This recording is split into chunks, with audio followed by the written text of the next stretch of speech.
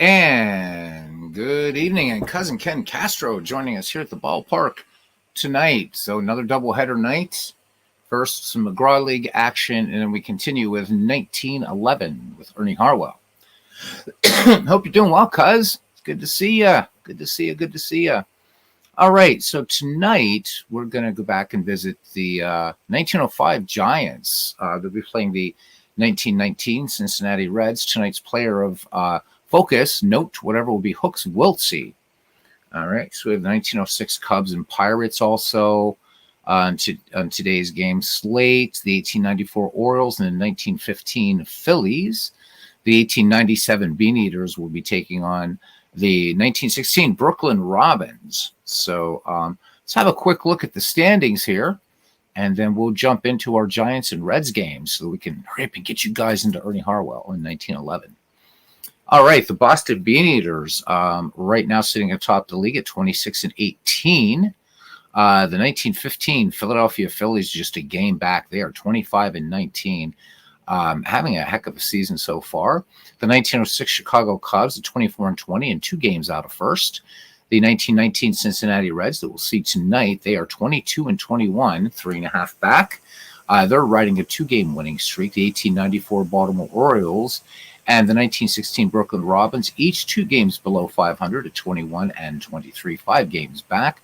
The 1909 Pittsburgh Pirates, 3 games below 500, 5.5 out at 20-23, and the New York Giants of 1905, surprisingly, and I think a lot of it has to do with Christy Mathewson just not pitching well in this league. They are 16-28, the New York Giants, 10 games out of first. All right, Ken's in a great mood for games. His Bush cousin, lots of yard work today. Yard work, it's the worst. It's the worst, I hear you. So relax, and we'll do this, and then we'll jump back to 1911.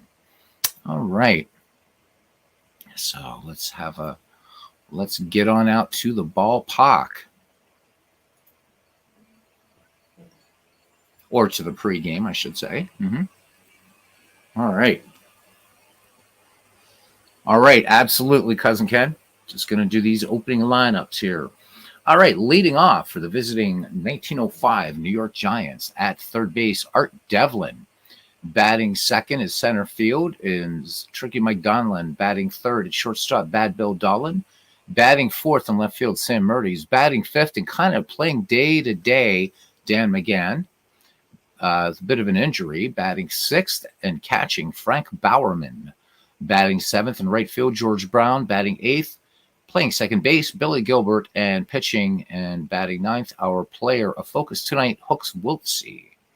Wiltsey thus far on the season, 4 wins, 5 losses, a 4.36 earned run average. His whip at 1.68.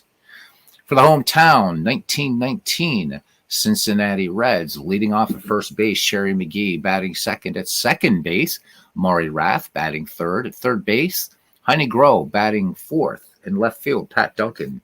Batting fifth, right fielder, Greasy Neal, member of the College and Pro Football Halls of Fame. Batting sixth at shortstop, Larry Koff. Batting seventh in center field, Charlie C. Batting eighth and catching, Bill Raridan. And pitching and batting ninth, Dutch Ruther. So we are on our way to Redland Field. The attendance, 2,977. It's partly cloudy and 71 degrees here. And the wind is blowing out to right at 9 miles per hour. So perfect day for baseball in the Queen City.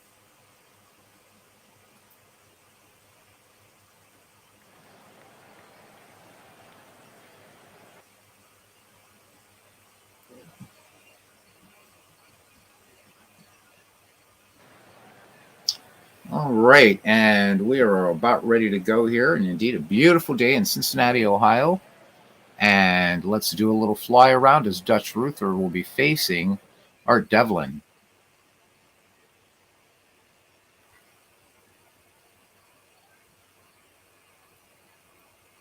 And we're off. Count full.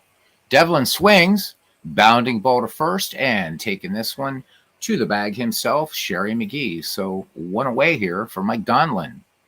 Donlin hitting .329 in the season. He has 27 runs batted in, including 2 home runs. Lefty-lefty matchup. Here's Raritan sets the target for Ruther. Here is the pitch. Turkey Mike swinging on the first pitch. This one fouled third base side toward the stands. Running and making the grab is Bill Raritan. So 2 up, 2 down here in the top of the first inning. And that brings up Bad Bill Dolan. Dolan hitting at a .277 clip. He's got 15 runs batted in, including 3 home runs. The southpaw Ruther deals.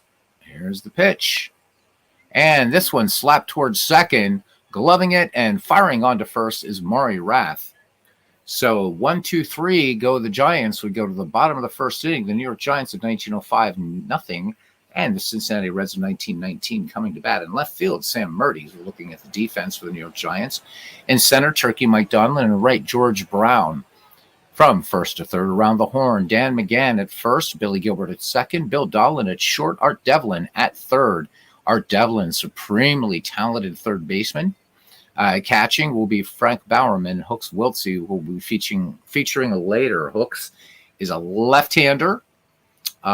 Decent stuff, and pretty much average in the other categories. Can get it up about 90 to 92 miles per hour. Sherry McGee hitting .361 in the season. He has 18 runs batted in, including a home run. The righty stands in and waits as Hooks Wiltsey toes the rubber and lets it go. He's behind 3-0 here.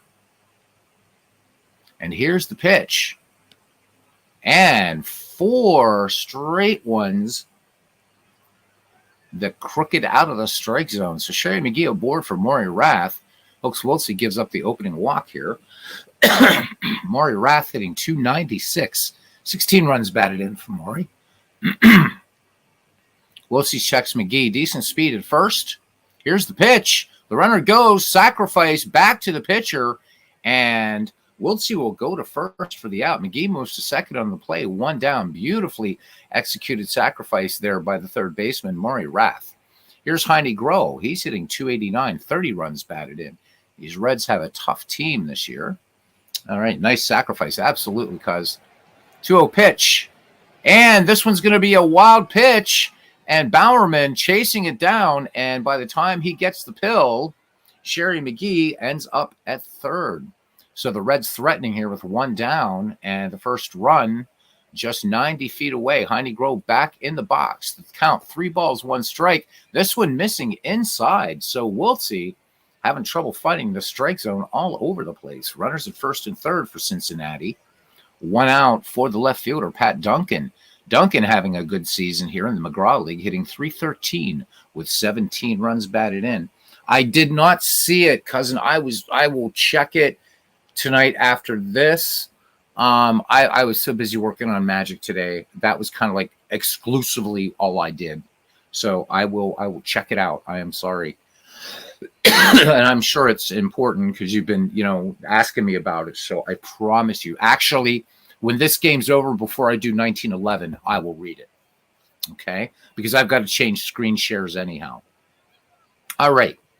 Pat Duncan, as I said, having a good year. He's hitting .313, 17 runs batted in. These Reds having coming out stronger than I expected. Cousin Ken said, though, that a lot of times that he's played with the 1919 Reds, they're a really bang up 9 they are, and they seem to be doing pretty well in this league. Of course, everybody's got to try to catch the Bean Eaters. The 1915 Philadelphia Phillies are the ones that been battling it out with that powerful Boston team in this first 2 months of the season.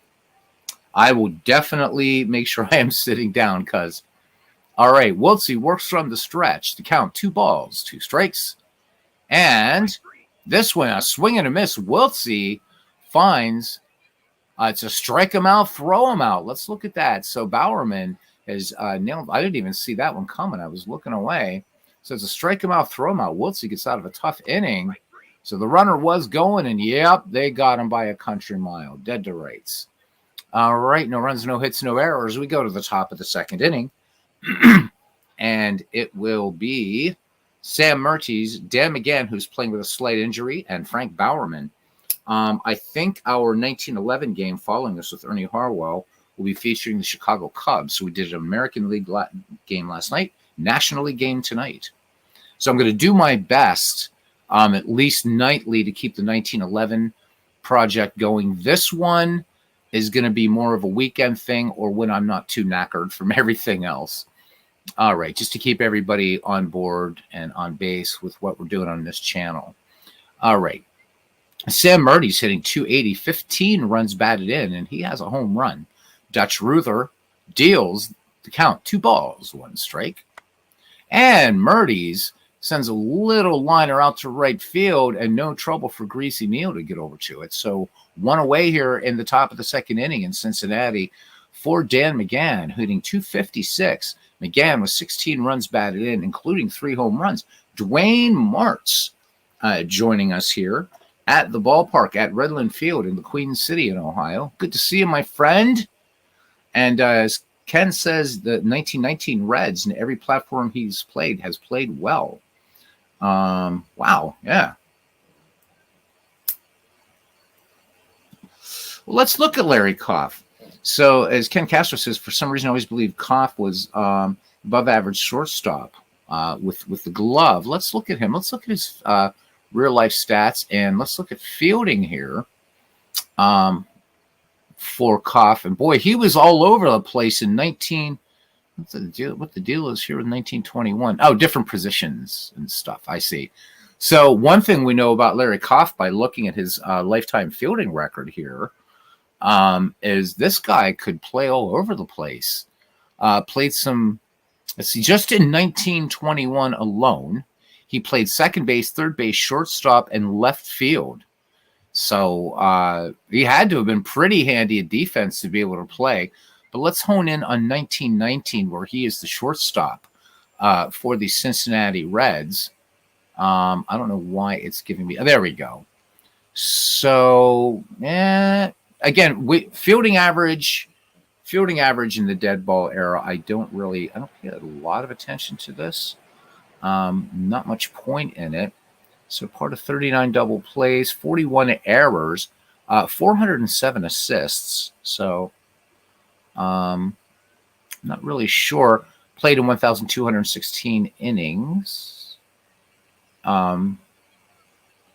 Interesting. We'll have to look Koff up here and see what's going on, because I know I have the scouting accuracy set pretty high, but But I'm glad that you mentioned this, cousin, because it looks like, because he played some center field in 1920. So looking at this, he has played every infield position except first base and played left and center. So versatile player, Larry Koff. Somebody we should probably feature some night, huh? All right, back to the game. And here's Dan McGann. Oops, I have to go up here and do that. Count, 2 balls, no strikes to McGann. Here's the pitch. McGann cuts on this one, and this will be a sinking liner to center and charging in and making a beautiful running catch there, center fielder Charlie C. All right, quickly 2 outs now for the catcher Frank Bowerman, frequent battery mate of Christine Mathewson. Bowerman hitting 290 in the season, 21 runs batted in. He also has a trio of downtowners. Dutch Ruther deals, twirls the 0-2 pitch, and Bowerman swings, flare into left. This will get down for a base hit. So the Giants have the first base knock in this game. Bowerman aboard, good speed for a catcher. And here's George Brown. Always expected George Brown to do well. He does, and he is. So Brown hitting 314 in the season with 15 runs batted in. Bowerman, moderate lead off first. Here's the 3-1 pitch. And this one, Nubber back to the mound. Slow roller back to the mound. Bang, bang, play at first. They got him. Ruther getting that throw off in a hurry, but keeping his head. All right, the Giants pick up a hit, leave a runner on. We go to the bottom of the second. We are scoreless in Cincinnati. Greasy Neal, Larry Koff, and Charlie C. due up for the 1919 squad. Greasy Neal hitting 266, 15 runs batted, including a home run. We mentioned he's a member of the College and Pro Football Halls of Fame. A decent baseball player, but obviously football was his forte. All right, 2-2 pitch coming into Greasy. Against New York, he's hitting only 143. And diving stop at short. Beautiful play by Bad Bill Dolan. Flashing the leather out there for the New York Giants. Let's have another look here. Bad Bill covering a lot of territory there on the infield dirt. And beautiful stop. I got to remember to fix and give these guys high socks. I haven't done that for all the teams. I thought I did. All right, here's the aforementioned Larry Koff. He's hitting just 217. 8 runs batted in for him. Clinton Parks joining us here at Redland Field in Cincinnati in 1990. He says, putting my money where my mouth is. Dwayne moving status pro to digital diamond baseball. Yeah. We're seeing Sherry McGee not in a Philly uniform. Absolutely. Again, I will say it, and again and again and again, this man should be in the Hall of Fame, Larry Koff, or Sherry McGee. All right, here is Larry Koff now. Hooks Wilsey with a strikeout and 2 walks. No score here in the second. Here's the delivery. Koff swings at one. He chases one outside. So Wilsey settling down now, picking up his second K of the game. Oh, yeah, absolutely. As Dwayne says, you're going to enjoy it's Digital Diamond, of course, great game, Status Pro, right? You add them both together.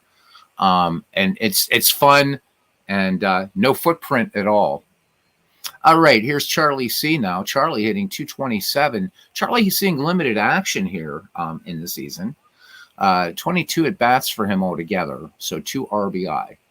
All right, Hooks Wilsey, see if he can settle down now. No score, but a little wild in the first inning. The 2-2 pitch on the way. C swings, and this one just a big league pop-up on the infield, third base side, and calling for it. And making the catch is Art Devlin. Again, what a great third baseman he is. Got to feature him some night. The Reds go in order. We go to the top of the third. We are scoreless in Cincinnati. The only number up there hit by the New York Giants. It'll be Billy Gilbert, Hooks Wilsey in the back of the top of the order, and Art Devlin. Gilbert having himself a good season here, hitting 306. 18 runs batted in for him. Dutch Ruther, ready to deal. The southpaw comes home with it. Down the Keystone 1-0 pitch. Line drive, base hit, center field. So the Giants with the second hit in the game. Billy Gilbert aboard now for Hooks Wilsey, looking for the sack here. 0-1 pitch. And the runner goes. Gilbert off the throw down. This is going to be close. No, it gets into center field and moving all the way to third base. Score that one, E2. Raritan commits his 4th error of the year, and Billy Gilbert finds himself just 90 feet away with the potential first run of this contest, cranks and cranklets. All right, Wilsey back in the box now. The count, 1 ball, 2 strikes. Here's the pitch. Wilsey swings, and oh, my goodness, base hit into center field. Wilsey is going for, no, he's going to wait. I think we got a weird little glitch there. Not sure, but anyhow, we're going to take it anyhow. RBI single, and the 1905 Giants take an early 1-0 lead. So let's look at Super Stats replay and see just what the hell happened there. I think it was just out of the park having a bit of a cow. I have no idea. He's chasing that ball out there, and there you go. All right. What's important is the play, and you're going to have this. I've seen some weird stuff in this game. Dudes moonwalking down to first and stuff. A lot of fun. Still a great baseball game, though. Wilsey, no slouch on the base paths. And we're back at the top of the order, and Art Devlin, who is 0-for-1. All right, little wag of the bat there as Dutch Ruther has a sign from Bill Raritan. The 0-1 delivery, and there goes the runner, the throw down. No, perfect bunt, and they throw to second, and they do not get him. So Dutch Ruther, not sure what he was thinking there, but he tries to get Koff at second, and he's safe instead of getting Devlin. Devlin, great speed going down the line. But I think he would have had a better chance getting Art Devlin, but again, easy enough to be the Monday morning manager or what have you. 2 aboard, nobody down. The Giants, nobody out with the Giants plating one here in the third. It's 1-0. And here's Turkey Mike Donlin 0-for-1. Donlin, a dangerous bat, and showing it this season, hitting 327. He's batted in 27, including 2 home runs. All right, Raritan trots out to the mound, has a word with Ruther, now back behind the dish, and the count even at 2 balls, 2 strikes. And this one, line drive right field. And this one, Greasy Neal making a great catch. Great catch out there in right field. That's a big one. That gets past Neal, and that one clears the bases. Instead, 1 out. Let's look at Greasy Neal there. I don't know a lot about football, but I guess that's something a wide receiver would do. But look at that, covering, and he just gets it off before it touches that blade of grass out there. So beautiful play out there in right field. All right, here's Bad Bill now. Nothing for 1. Ruther dealing with 2 Giants now on board. Hooks Woodsey second. Art Devlin at first. The count, 1 ball, no strikes. Bad Bill swings. Lazy fly ball into right, and going out and grabbing that one is Maury Rath. Umpire calling infield fly rule on that, so the runners do not advance. Left fielder Sam Murdy's now. He is nothing for 1. Ruther deals. Murdy swings. This should end the inning. And on to second, Maury Rath to first. Side retired. The Giants do pick up a run. We go to the bottom of the 3rd inning. The struggling 1905 New York Giants, in last place in this league, lead the 1919 Cincinnati Reds 1-0. Cincinnati will send up Bill Raritan, Dutch Ruther, and my man Sherry McGee. All right, here we go. Hooks Wiltsey ready to work to him now. Count, 3 balls, 1 strike. Raritan looks at ball 4, so here we go. Wiltsey playing a little bit of seesaw, off an inning, on an inning, and now issues a leadoff walk. Here's Dutch Ruther. Ruther, pretty good hitting pitcher this year, hitting .214, 6 runs batted in. Yes, you can. Yes, you can export Status Pro cards and Digital Diamond. Yes, absolutely. I think that's great. I mean, Mark is just killing it with that game, isn't he? All right, Wiltsey deals. Count, 2 balls, 1 strike. Raritan checks his swing, and he would take that one inside. The count goes to 3 balls, 1 strike to Ruther. Ruther shows bunt and takes the fastball inside. So ball 4, Hooks Wiltsey issues his 4th walk of the game. 2 Reds on, nobody out, and we're back at the top of the order. And Sherry McGee has been swinging a hot bat of late and all season, hitting .361. 2-2. McGee walked last time. This time called strike 3. They say he went around. All right, here's Maury Rath now. 1-0 pitch. And this one's a wild pitch. And the runners are going to move up. Bowerman having trouble digging that one out of the dirt. Goes way low. Kills a colony of worms on the way. And bounces off the backstop. So now Bill Raritan at 3rd. Dutch Ruther at 2nd. Only 1 out.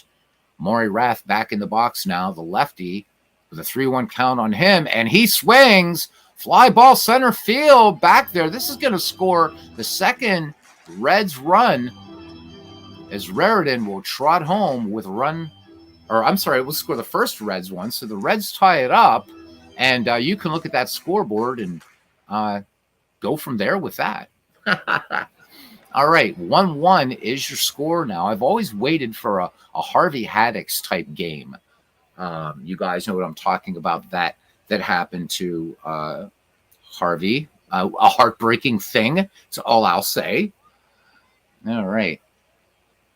And so, wow, Clinton, we should have a talk sometime, because that person that you're mentioning, I actually, no worries. I don't speak out of school or anything like that, but I know him. He's actually, and it's a small world. I didn't know that he was doing the stuff that he was, for Status Pro and stuff like that. But I happen to know him. He and I were colleagues at Penn State University. And I'll tell you this, he is a serious baseball fan. But again, no worries. But you and I should chat sometime just outside of here. And it's not like I'm going to go say, hey, guess this is what this guy said. I'm just curious, because, I know him to be a really nice guy. Real nice guy. Now, Greasy knew in there as a coach for both college and pro.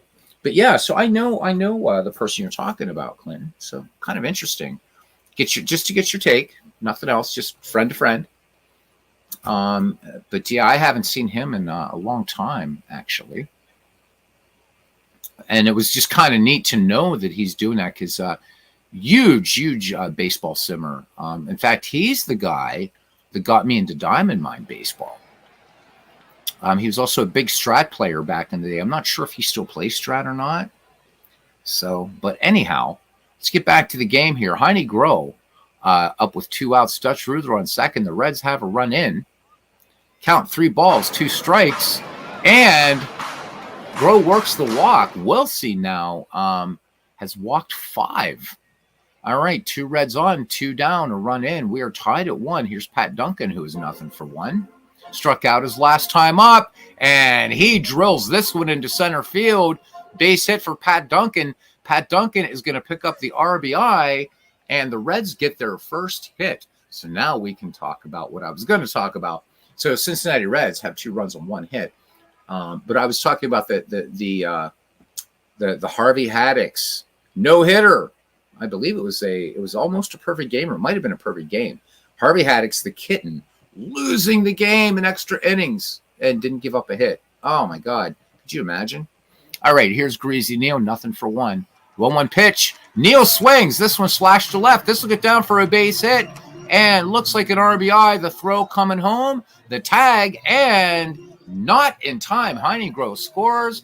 And Cincinnati now trying to bust it open here in the bottom of the third. They have 3 tallies to the Giants 1. So right now, the New York Giants continue to struggle. I expected the 1905 Giants to be contending in this league, and that is just not happening. We looked at Christy Mathewson's stats for the year thus far, and for Christy, they are abysmal. All right, here's Larry Koff. He is nothing for 1. Duncan at second, Neal at first. The 0-1. Larry Koff, little roller to third, and up with that one is Art Devlin. He'll fire across the diamond for out number 3. However, the Reds pick up 3 in the third. It's a 3-1 Reds lead as we head to the top of the 4th inning.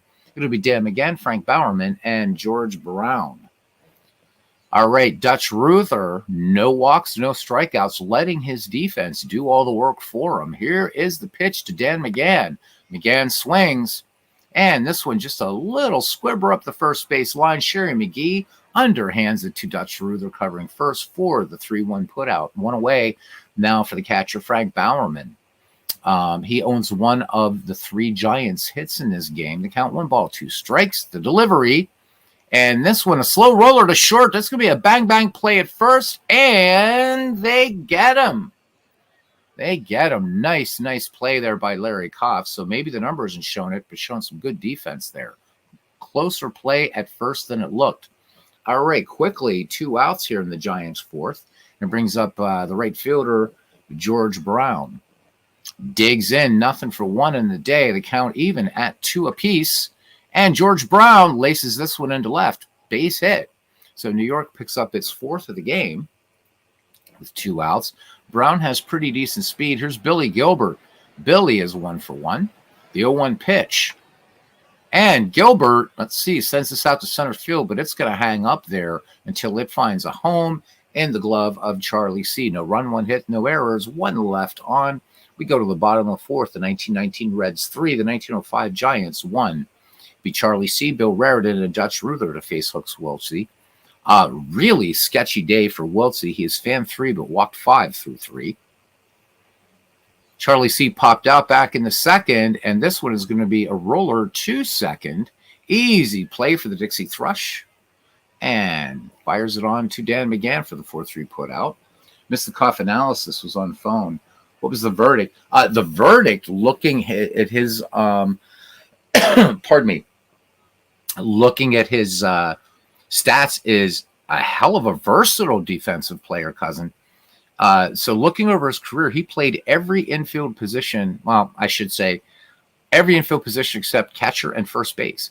And also was played some left field, played some center field. And I believe I'd have to look back again in 1920. This guy's like playing all over the place, so extremely versatile. I can see why Larry Koff is so valuable.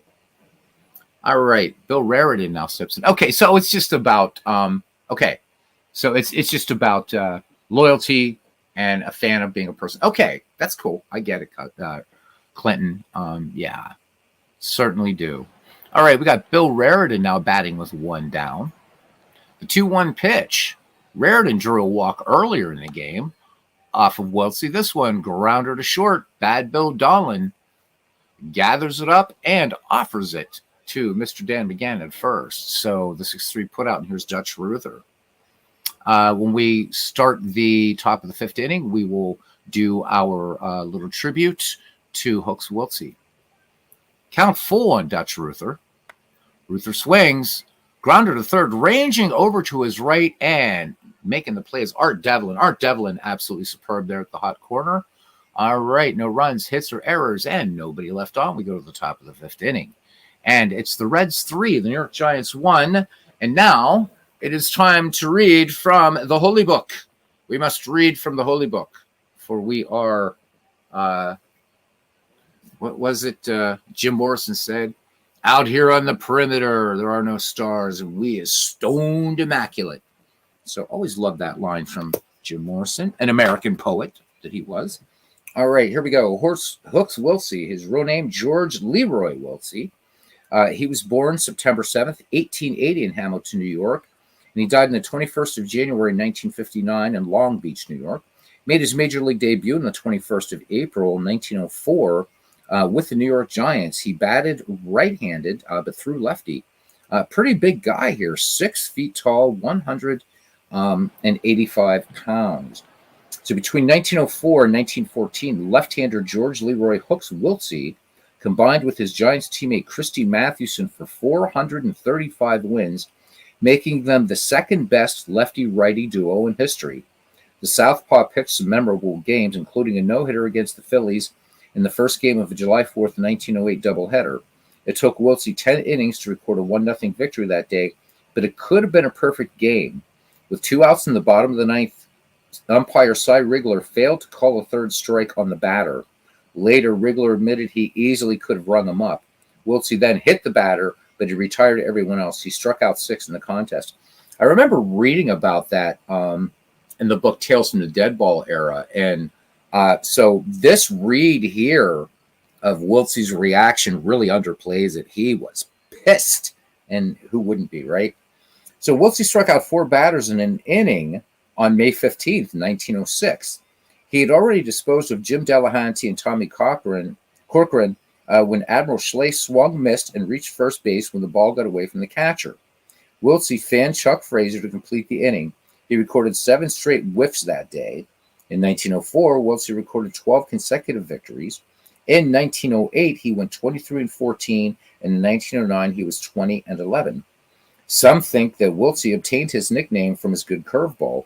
Actually, he gained the moniker from his habit of skillfully hooking batted balls on the ground. That's hooking them, George, catcher Frank Bowerman would call out. However, Wiltsey's brother Lewis was known as Snake because of his curve. In Game 2 of the 1913 World Series, Wiltsey, who loved to field, went in to play first base when Fred Merkel and Fred Snodgrass went down with injuries. Wiltsey helped preserve Mathewson's 3-0 blanking of the A's with several fine plays. Wiltsey pitched for New York for 11 years, on 4 pennant winners and 1 World Championship team. He spent his last year with Brooklyn in the Federal League. Pretty nice story about him. How about it? So 139 career wins, 90 losses, a .607 winning percentage in 356 games, 33 saves, 2,102 1/3 innings worked, 498 walks, 965 strikeouts, and a lifetime earned run average of 2.47. So again, credit going to the Biographical Encyclopedia of Baseball from the editors of Total Baseball. And I will harp on this book forever and ever and ever. It is great. From the halcyon days of nice, big, heavy baseball books. This one, 1,200 pages. And you can get it for like $6-7 on eBay. What are you waiting for? Order this book. It's awesome. It's not just dead ball players or anything like that. I'm just looking for the publisher's imprint on this thing because there was only this edition of it, unfortunately. But this was edited by David Petrucia, Matthew Silverman, and Michael Gershman. Good baseball folk there. So, yeah, this is copyright 2000. And seriously, you can, like, I just randomly open a page. There's Dizzy Dean. There's Leon Day. Doug DeCince. So you can see, I mean, it's all over the place, man. There's Dan Dreesen, J.D. Drew, Barney Dreyfus, Jimmy Dykes. There's Bob Feller, Jim Hickman, Frank Howard. The list goes on and on. The idea of this was to bring some of the stats alive. And I really, really, guys, it's a great book. It's a great resource. Or you could just open it to a random page, read about a players. And I have found, even with players I thought I knew a lot about, I'm always finding something new when I'm looking at Biographical Encyclopedia Baseball. Every once in a while, I'm going to switch up and consult another book called Who's Who in Baseball. So occasionally, but this one mostly stays right by me when I'm playing games around the other baseball stuff. All right. Thanks for listening in about Hooks Wiltse. Now we know that he got that name because he was a pretty good fielder.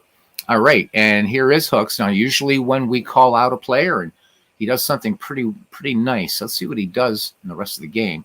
The little pitch on the way from Dutch Ruther. Wiltse swings. Look at this, driven to left. All right, got good. Oh no, and it's this one. Let's see. It looks like it gets over the head of Duncan. Duncan drops the ball. So let's see, what are they going to call this? It looks like they're going to call that one they're going to call it an error, E7. But hey, Hooks is happy.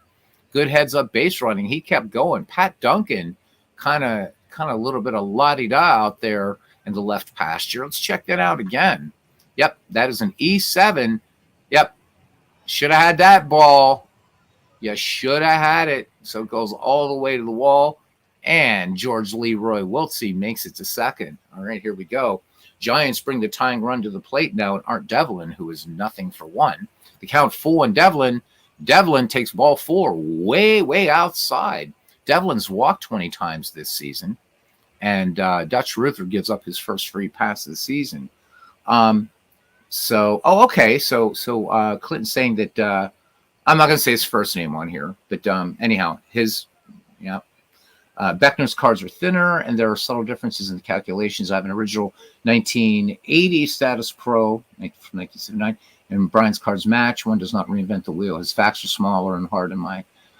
Okay, gotcha. Oh, I think it was Dwayne that mentioned, because I'm like, oh my God, I know that guy. So pretty cool. Actually, when I came back to America, I was going to be working with him, but I couldn't leave the town in which I'm living now, or I was going to go back to work for Penn State. Wish I would have. That is where he works, Penn State. And while I can speak to his character, really one of the nicest guys you'll meet, and loves baseball. Big Red Sox fan, another Red Sox fan. So. All right. I should shoot him an email someday, but I keep forgetting. He and I used to keep in touch a lot, but then pandemic hit, and you know how that goes. All right. Here's Turkey Mike. He's nothing for 2. Count full on Donlin. Lined out his last time, checks his swing, and the man in blue says he did not go around. So now the New York Giants have something to brew in here with the bases loaded. Dutch Ruther is in trouble, and here comes Bad Bill Dolan. Bad Bill Dolan, nothing in 2 attempts today. Hooks Wiltse at third, Art Devlin at second, and Mike Donlin at first. So the error by Pat Duncan out there in left field definitely hurting things here. All right, here is the pitch. First pitch swinging. And this one, liner to third, and they double up. Heine Groh doubles up. Hooks Wiltse. Oh, my goodness gracious. So 2 outs. Let's look at that one again. Nice play there at third. Wiltse caught napping off third, and Heine Groh gets him. They have a little chin wag there. Actually, they wouldn't have. John McGraw did not allow his players to talk to opposing players. Anyhow, 2 on, 2 down now. Things looking a little rosier again for Dutch Ruther as Sam Murdy's nothing for 2. Count 3 balls, 1 strike. Murdy swings, high pop fly in the infield. It looks like Ruther is going to get out of the inning, and indeed he does. How about that? Raritan brings it down. So the Giants had 3 base runners in the inning. Hooks Wiltsey doubled off third.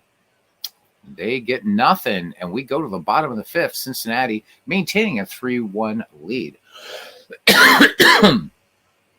All right. Oh, no, I know there's no disrespect at all, Clinton, because I know you're not talking about him as a person. I totally get it. Hey, I've known people, where I bought things from. It's like, hey, I like you as a person, but I'm going to buy off this guy. I think the quality is a little. I get it. Believe me, there's no disrespect. I didn't take that. Didn't get that from you at all.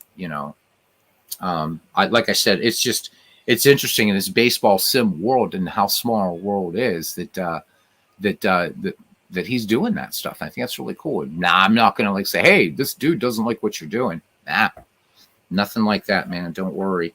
It is all good. But as a person, nice guy. I think he would be so great in this community, but I don't think Derek does anything on YouTube. All right. Here's Sherry McGee, nothing for 1. So far his bat's been pretty cool in this game. Count 3 balls, 1 strike. McGee swings. Hard grounder past second into center field.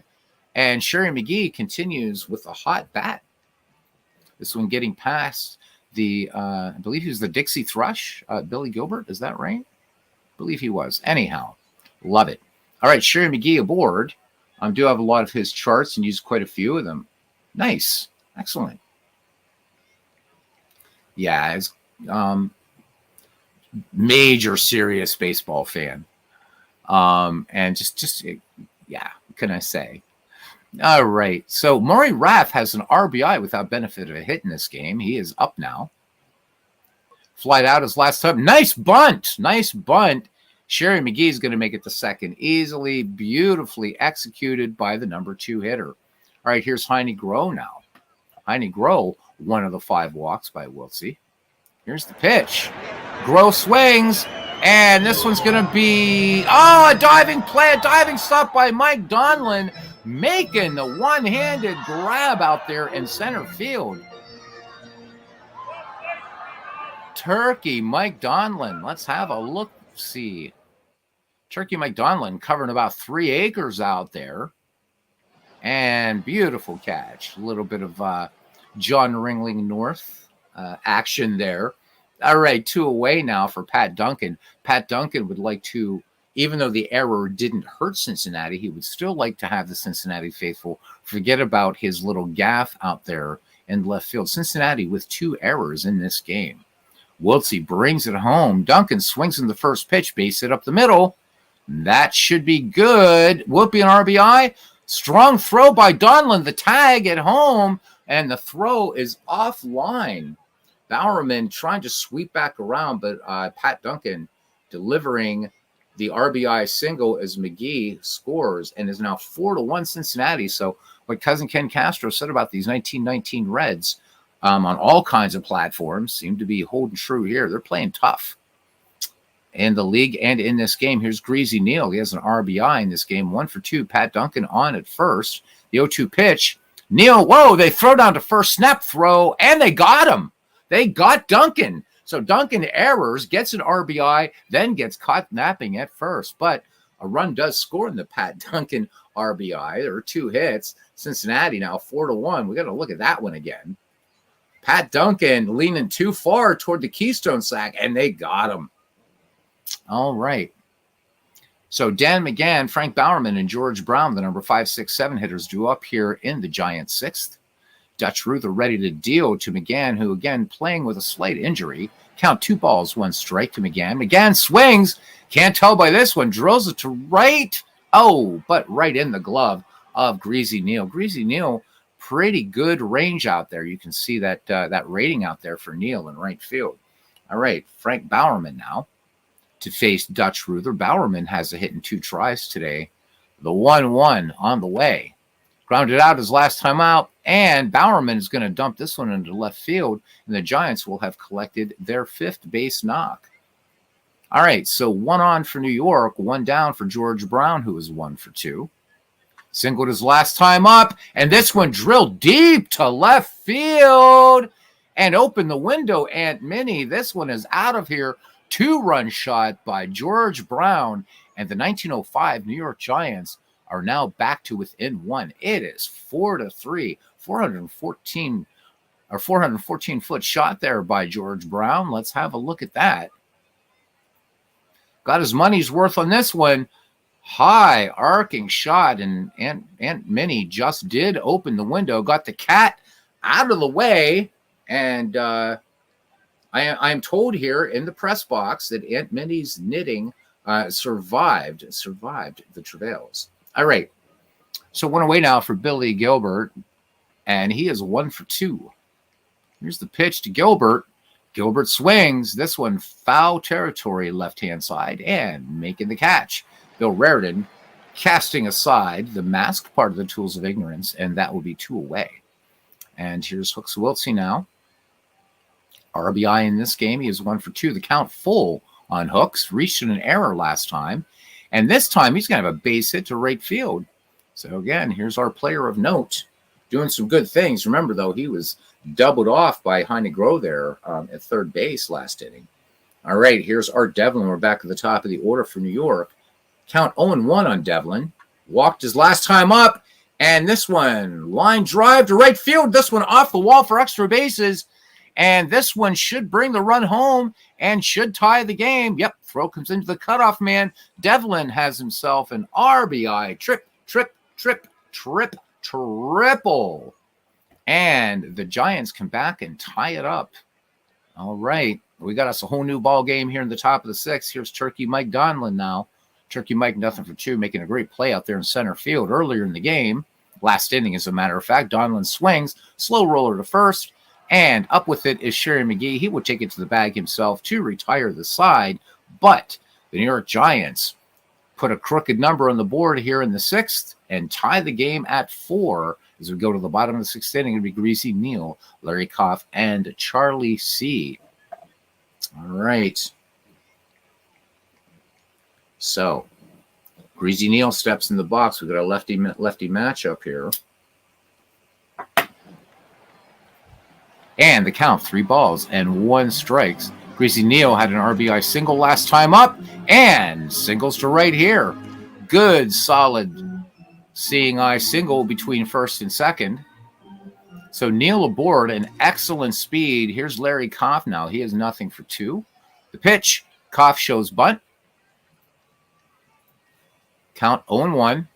Koff not bunting. The throw down. Greasy Neal, the tag, and he is safe. Close play at second. So Billy Gilbert gets the tag down just a millisecond too late. Greasy Neal now in scoring position. Cincinnati looking to get back the run and get back in the lead. Larry Koff back in the box. The count, 2 balls, 2 strikes. Koff swings, and this one blooped into center field, base hit. And Cincinnati does exactly that. They break the tie. So they are back on top, 5-4 here, bottom of 6. Good ball game going on here. Cincinnati 5-6-2. New York 4-8-0. Koff aboard at first, and here's Charlie C., who is nothing for 2. And the throw down, and Larry Koff is dead. So Bowerman is now 32 for 65 and catching base runners. So bases empty. Charlie C. back in the box. The 1-1 pitch. Charlie swings, and this one a sinker out to center field, but stays up long enough for Turkey Mike Donlin, ranging to his left to glove it for out number 2. Bill Raritan now to bat. He is 0 for 1. Grounded out to bad Bill Donlin, and he's going to grounder right here to the Dixie Thrush, Billy Gilbert. So a run on 2 hits for the Cincinnati Reds. They do not leave anyone, and it's 5-4 as we head to the top of the 7th. Ken Castro says, just saw this on one of my 1953 baseball cards and quiz. What is known as a skin diamond in baseball? Oh, wow. Clint says, hope she got the apple pie out of the window. I remember my Irish great-grandma. She'd bake apple pies and leave them in the window to cool. She just brought back a nice memory there. What is known as a skin diamond in baseball? Wow. I mean, is that like an injury? Is that, or is that a, I have no clue. Damn, I have no clue. Well, I guess we'll find out here from Cousin Ken in a little bit. I have no idea. All right, Bad Bill Donlin, Sam Murray's Dan McGann due up for the 1905 New York Giants here.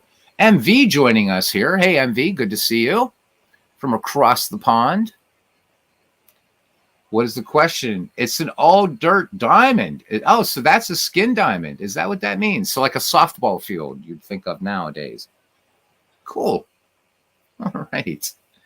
Nice. I never heard that term. See, I learn from you guys all the time. 5-4 your score here in the McGraw League action. Following this one, we'll be doing 1911 with Ernie Harwell, and it'll be Chicago Cubs. I forget who they're playing tonight. So Chicago Cubs in the nightcap. Everybody greeting MV. A field where the grass is poor, says Ken Castro. Okay. So both works. Pretty cool. Well, then a skin diamond would be, I mean, obviously Mike doing a beautiful job in these ballparks, but you're not going to catch, I mean, to be able, I mean, these fields were not this nice looking. Mike is as far as well kept infield, outfield. So Mike doing, in a sense, too beautiful work for the dead ball era. So I guess one would say, I love this. And I learned finally this is called the keyhole. This little runway from the mound here, I learned it a few months ago. It's called the keyhole, and I love that. I think every baseball diamond should have this. All right. Ruth are ready to deal now to Bad Bill, who lined out to third his last time up. Donlin swings, fly ball left field, ranging to his left end, pulling it down. Out there is Pat Duncan. So one away as we enter the Gloman here in Cincinnati, and it brings up Sam Murdy's, who is nothing for 3.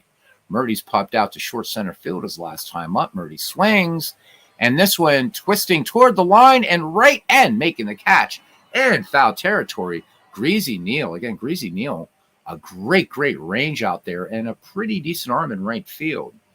2 away now for Dan McGann, again playing with a slight injury. He is nothing for 3. The count, 2 balls, 2 strikes, flew to right his last time up.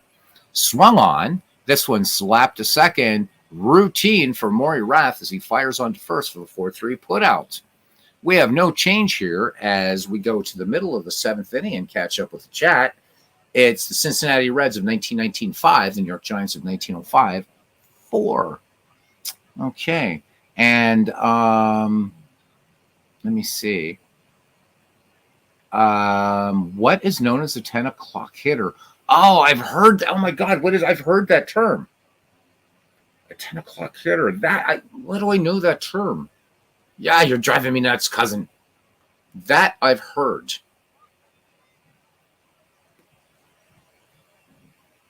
A 10 o'clock hitter. I got to think about that. But again, I mean, you can put the answer in chat, but I've heard that. A 10 o'clock hitter. Shit. Go for it, Clinton. It's going to drive me nuts because I have heard that term. All right, the number 9, 1-2 hitters due up for the Cincinnati Reds of 1919. Dutch Ruther, Sherry McGee, and Maury Rath.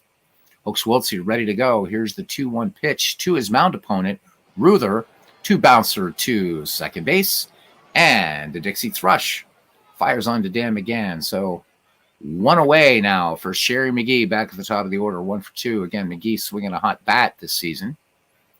Here is the pitch, and McGee's going to ground this one to Bad Bill Donlin. Donlin makes a nice play on that ball. 2 up, 2 down now for Maury Rath, RBI in this game. And Rath will bounce this one past Bill Donlin into center field. So Maury Rath had an RBI in this game without a hit, now has a hit.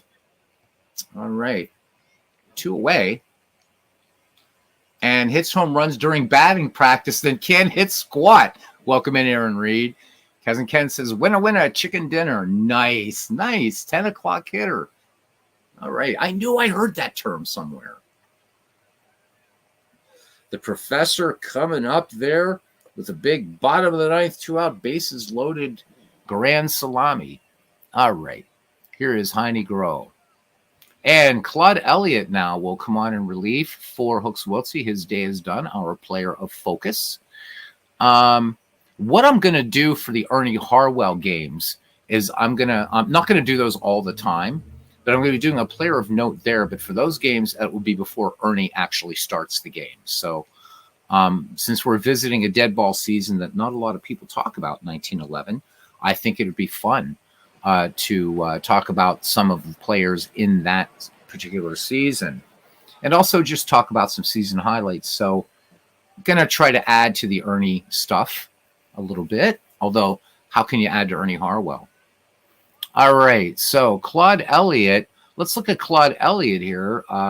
So 13 innings pitched in the season, 25 hits, 13 earned runs, 5 walks, 3 strikeouts, an ERA of 9. Let's look at him as a pitcher. So not really. He is in his final year in baseball. He just played 1904, 1905. So he started in 1904 with the Cincinnati Reds, was traded to the Giants in 04, and his career ended in the majors in 1905. So he was 3-3. Yep, not a lot to say, but you know what? If you're watching up there in heaven, his nickname, Chaucer. I like it. All right, so Chaucer. If you're looking there from the big diamond in the sky, a chance for you one more time to twirl the horsehide. Here's Heine Groh now batting, 2 down. Maury Rath on at first. The 2-1 pitch. And this one, lazy blooper out there to right field. Kind of graceful. And George Brown brings it down. See what I did there? Top of the 8th now. Be Frank Bowerman, George Brown, Billy Gilbert following this one.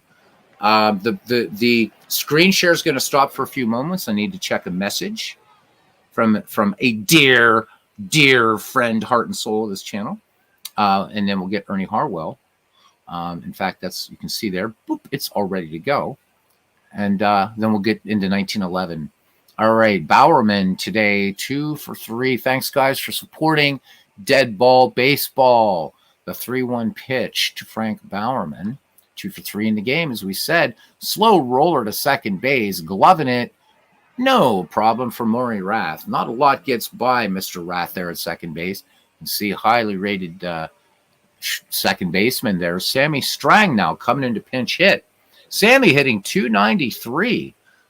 So Sammy pretty much had the day off, but now Mr. McGraw is sending him in to try to even up the score here. Sammy hitting 293 with 28 runs batted in, 3 home runs. Sammy definitely deserves a look-see. So Sammy played from 1896. He then maybe, I don't know if he would back down to the minors or what have you, but comes back up to the majors in 1900 and plays until 1908. So Sammy Strang just very, very, very, very quickly here. A lifetime 269 hitter.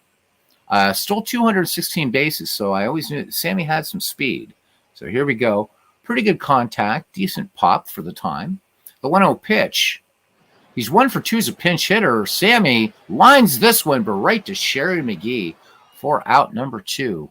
All right, here's the Dixie Thrush. He is 1 for 3. Gilbert ahead 1-0. And this one, bouncing ball, Maury Rath, Sherry McGee. That ends the inning. The Giants go in order. We go to the bottom of the 8th inning. Cincinnati maintaining a 5-4 lead. When we get to the 9th, New York will send up possibly, I'm sure, a pinch hitter for Chaucer Elliott, and then Art Devlin, Mike Donlin. Ken says, liking these 2 projects as far as winter looms. These 2 projects will keep us cozy. Absolutely. So tonight we're going to be doing Chicago Cubs and somebody else. I forget who. All right. Here's Pat Duncan. He'll be followed by Greasy Neal and Larry Koff. All right. Claude Chaucer Elliott stays on. He's worked a third of an inning in relief. Here's the pitch. Duncan 2 for 3, including an error and caught napping. But this one, Bill Dolan will fire on to first, and Mr. Duncan is out. Here's Greasy Neal now. Greasy Neal having a good day, 2 for 3 with a run batted in. Count full on Neal. The lefty swings, and this one up the keyhole. That didn't sound right, did it? Elliott fires on to first. We'll never say that again. All right, quickly 2 out, and here's Larry Koff. Try not to dwell on that or I'll start laughing. 1 for 3 with a run batted in. The 0-1 pitch. Koff singled his last time up. And this one lined to third, and this is going to get past Dolan, past Devlin into left field for a base hit. So Larry Koff trying to add some insurance here in the bottom of the 8th for Cincinnati. And here's Charlie C. sitting on the bubble. He has nothing for 3. The 2-1, and this should end the inning. Fly ball to center field. Donlin has it. Nice catch. All right, we go to the 9th. And Boiler Yard Clark, Frank Boiler Yard Clark will pinch hit. He is 4 for 10 as a pinch hitter with 2 RBI for Mr. McGraw. So here we go. Dutch Ruther going for a complete game, and it's been a battle. Scoring went like this. The New York Giants in the 3rd scored 1. Cincinnati answered with 3 in the bottom of the 3rd. Another one in the 6th. New York storms back with 3 in the 6th. To tie it up in the bottom of the 6th, the Cincinnati Reds got the run back. So that is the story, Morning Glory. All right, Dutch Ruther ready to work. 118 pitches for him. He can go all night. The 0-2 pitch. Boiler Yard Clark looks at a knee. Buckland called. Strike 3. That one cut the plate right in half. Nice change up there by Ruther. Picks up his first strikeout. Here's Art Devlin. Now we're back at the top of the order. 1 for 2, an RBI for the 3rd baseman. Here's the pitch. Swung on. And that one is a nice little room service bounce out to Larry Koff, and he will retire the speedy Devlin for out number 2. It's down to Turkey Mike Donlin. And don't kid yourself. Donlin, with a swing of the bat, can tie this game up. Saw it in a Shanks League. I had Mike on my team, brought him in as a pinch hitter, and he put one out of the park. The 1-0 pitch. Grounded out his last time up. And this should end the ball game. Routine ground ball to second base. Maury Rath makes the throw to Sherry McGee. And that is your ball game. Let us do our recap here. Cincinnati Reds of 1919 beat the New York Giants 5-4. Cincinnati pitcher and Alameda, California native Dutch Ruther led the way. Ruther, now 6-8, was the winner. In 9 innings, he gave up 8 hits while striking out 1, walking 2, and allowing 4 runs. With the win, Cincinnati upped its record to 23-21. The 1919 Reds took control in the bottom of the 6th with no one out and a runner on second. Larry Koff hit a run-scoring single to make it 5-4 Reds. So the Reds, the line on them, 5 runs, 8 hits, 2 errors. The New York Giants of 1905 fall to 16-29. Hard-fought game, but not enough. 4 runs, 8 hits, no errors. Doesn't count in baseball how hard you play. You got to win, right? Your player of the game, of course, is Dutch Ruther. We had a couple. So the double plays in this game were both guys that were caught napping.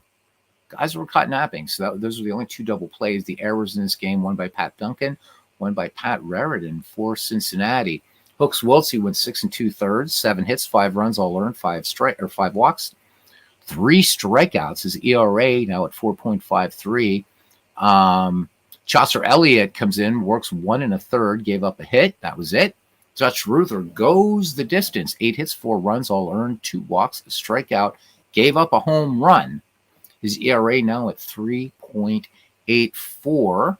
Let's go ahead and send the other games today, starting with the 1906 Cubs and the 1909 Pirates. This is Bob Wicker against Howie Kamnitz. Pittsburgh Pirates take this one from the Cubs 8-2. There was a home run in this game. Joe Tinker had a home run, his first. Kamnitz improves to 11-4, so a bright spot for these Pittsburgh Pirates. Wicker takes a loss, falls to 10-3. The Pirates go to 21-23. The Chicago Cubs at 24-21. Things still pretty tight, except for the New York Giants. We're going to save the Orioles and Phils for last. We'll go right to the Bean Eaters and Robins. This is going to be Ted Lewis for Boston versus Larry Cheney for the Robins. So here we go. And the Bean Eaters edge the Robins 2-1. Lewis gets the win. Cheney gets the loss. And now finally, these 1915 Phillies playing tough, trying to keep pace with the Bean Eaters. So they need to win this one to stay within a game.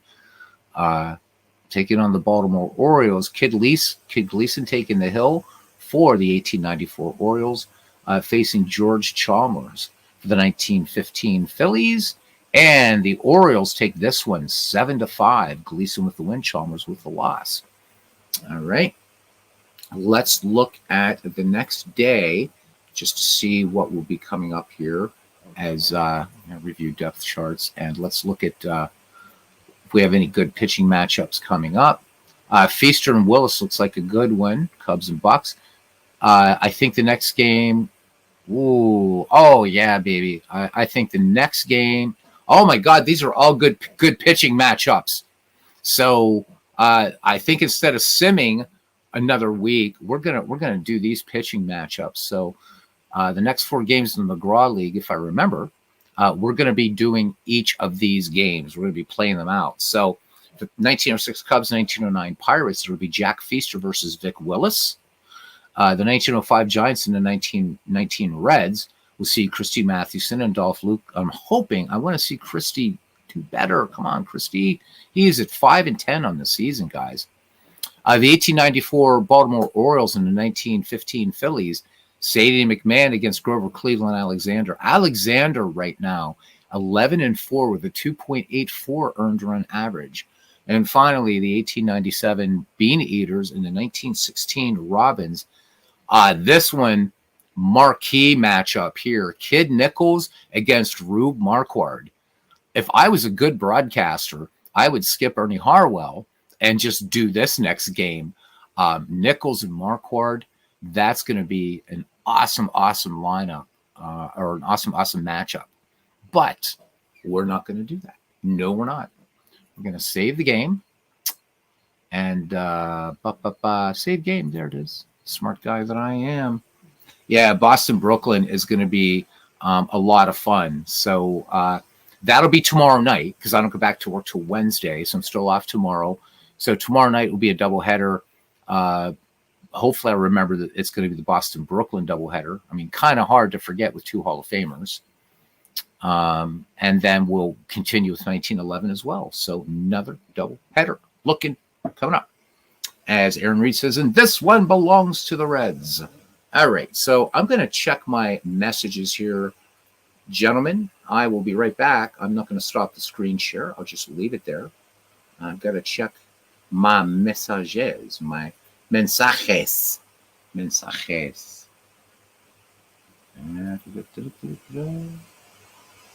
Okay. Let me see. Whoa.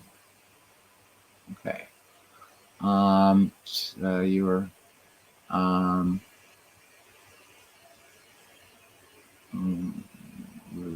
somehow just talk amongst yourself, guys.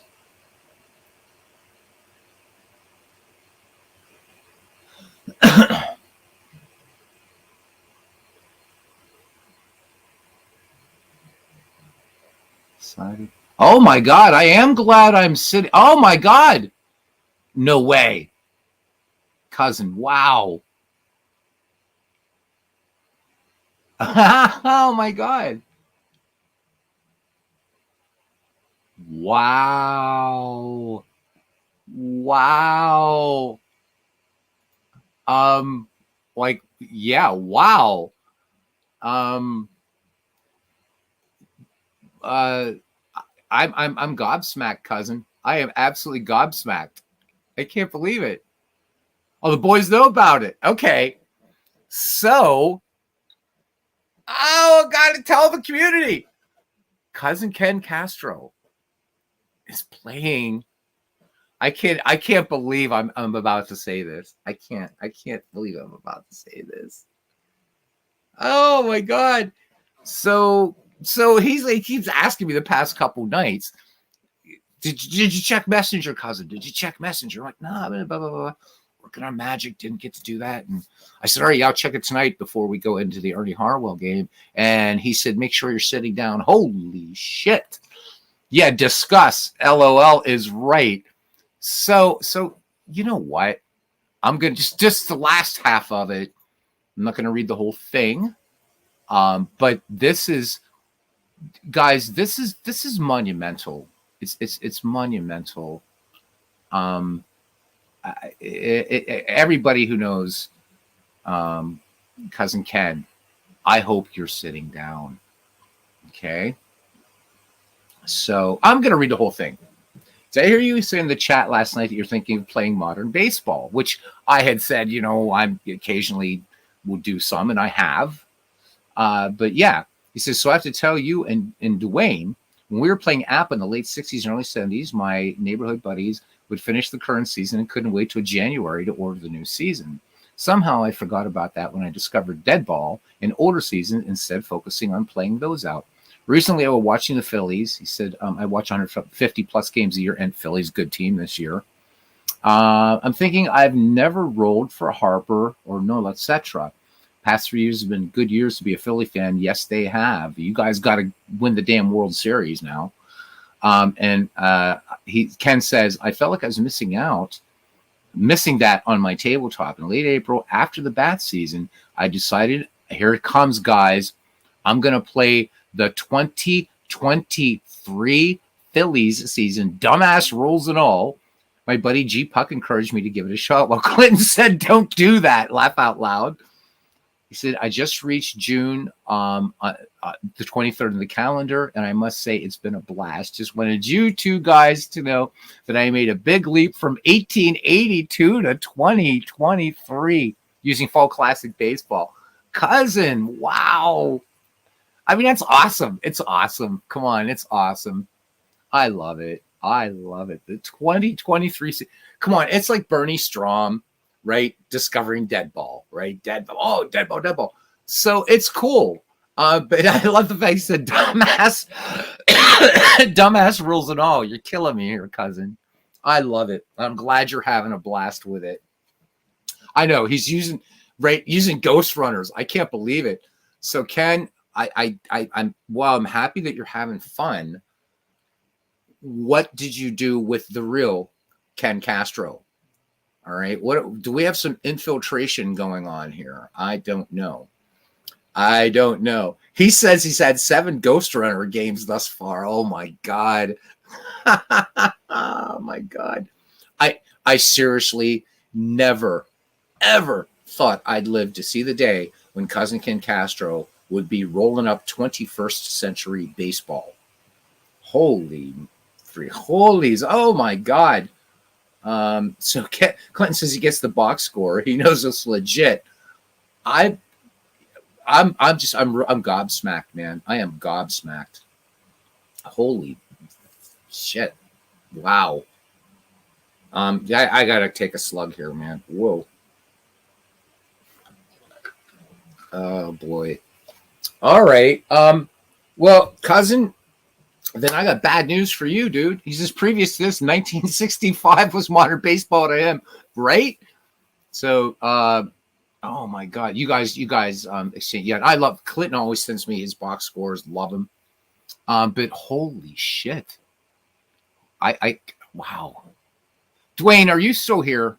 Dwayne Martz, where are you? Dwayne, are you still here? Can you even believe this? Oh my God. I can't. I'm just like so, and I don't go to either of the Discords right now. I mean, I stopped by just private messages because Aaron had sent me, and I did get that link, Aaron. I'll hopefully get some time next weekend to look at that. Oh, there's more? Oh, come on. There can't be. What can there be more? What is there going to be more of? Don't tell me that you're also playing a football game. Keep that bottle. Someone else might be dipping his foot. Oh, no. Say it ain't so. Clinton Parks? Are we talking about Clinton Parks? Maybe wading into the 2023 waters. Are you serious? What are you guys trying to do to me here? What are you doing?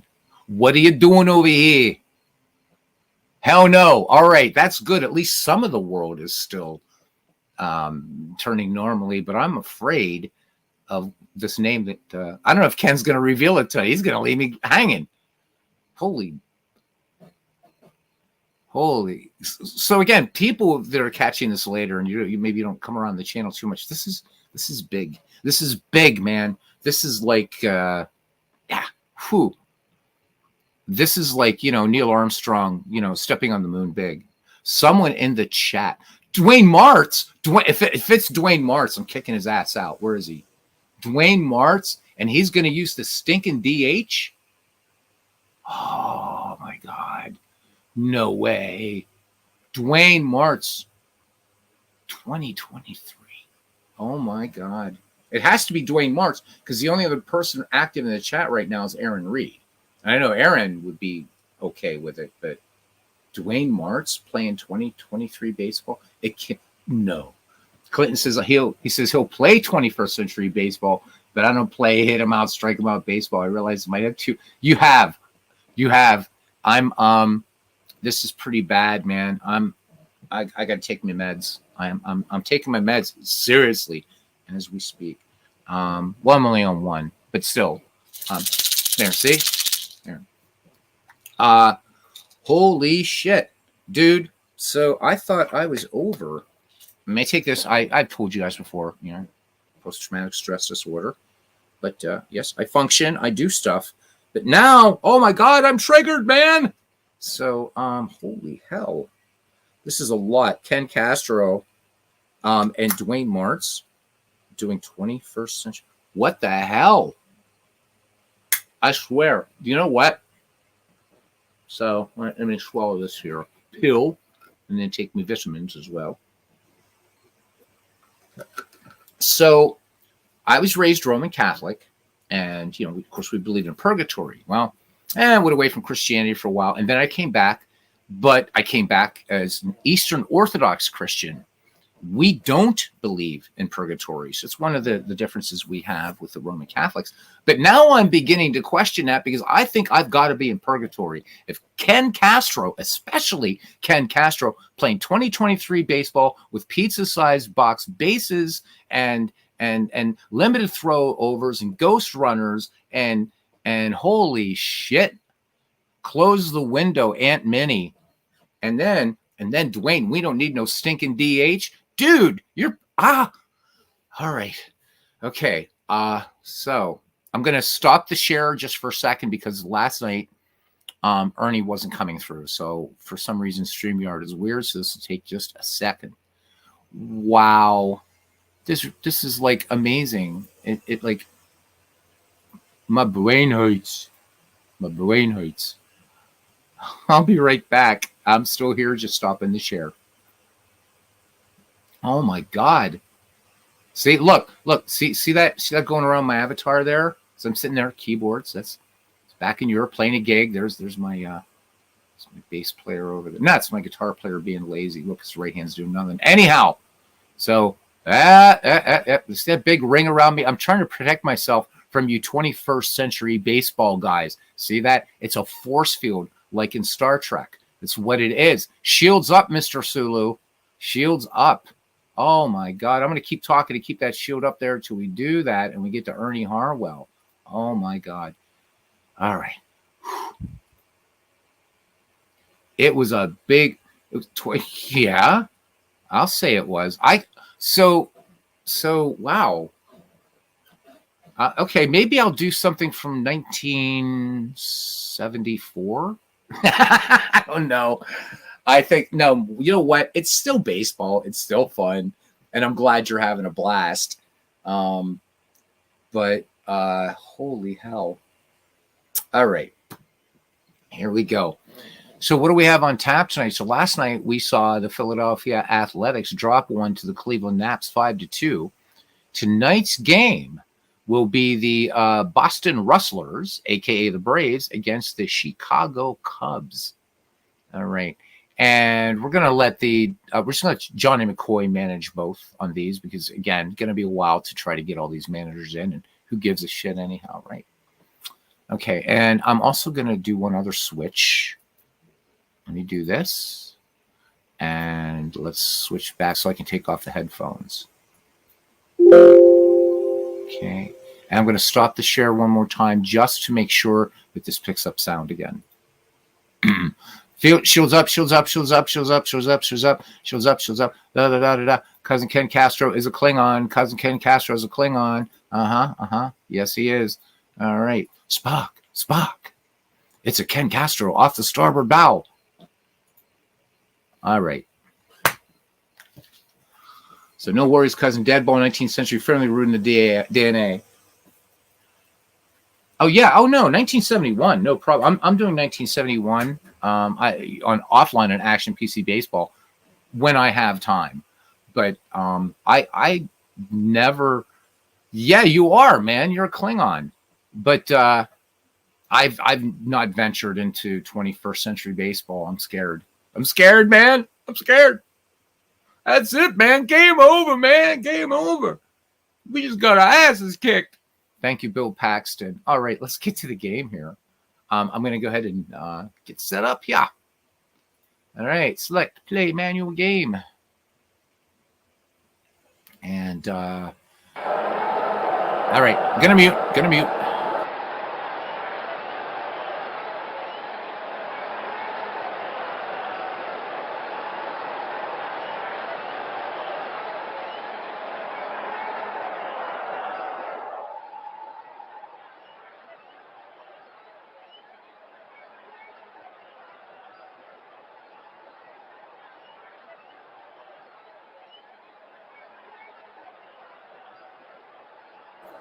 Dan Burke, my favorite Irishman. Hey, Dan, good to see ya. In the words of those New York people who can't speak English, forget about it. Welcome in, Dan. 1911 tonight. Chicago Cubs, Boston Rustlers.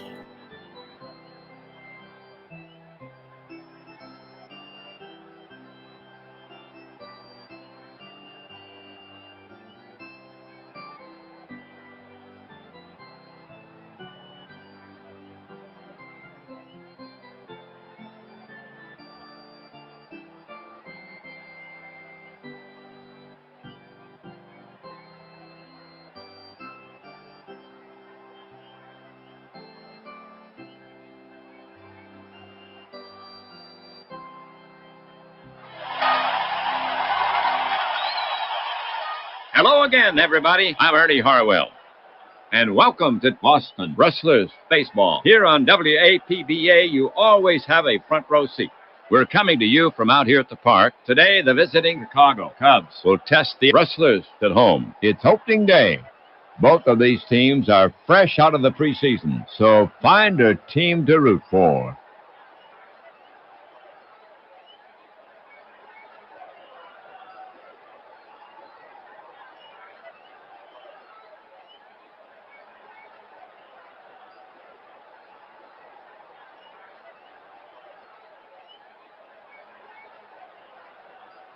Because, as a great commissioner once said, not rooting is a deprivation. This is the first of a three-game set. The Rustlers take the field here in the first. Let's see. Defensively for Boston, Tenney at first base. Sweeney at second. Herzog, the shortstop. Ingerton at third. Across the outfield, in left, it's Jackson. In center, Good. And over in right, Miller. Raritan is behind the plate, and today the Cubs will try to solve Brown, who comes from the right side. He will be facing Cubs starter, right-hander Rulbach. So settle in. We're ready to start this game.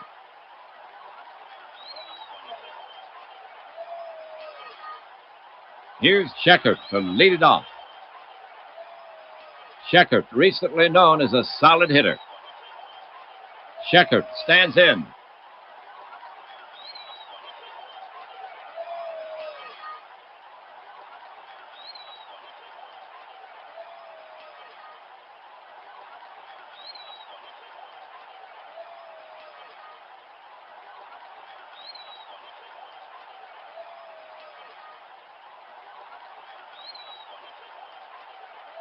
Now Brown, ready.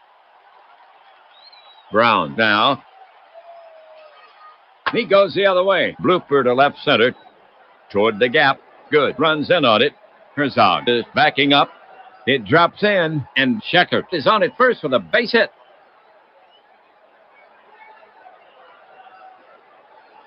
Doyle's up.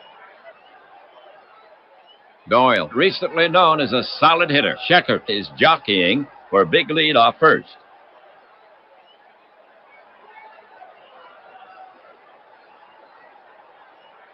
Raritan ready to receive. Here's the delivery. Swung on and missed. Brown pulled the string. And Doyle goes way out in front. One down.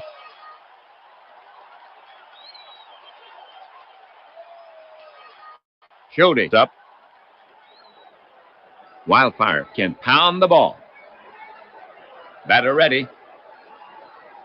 Brown looking in. The pitch.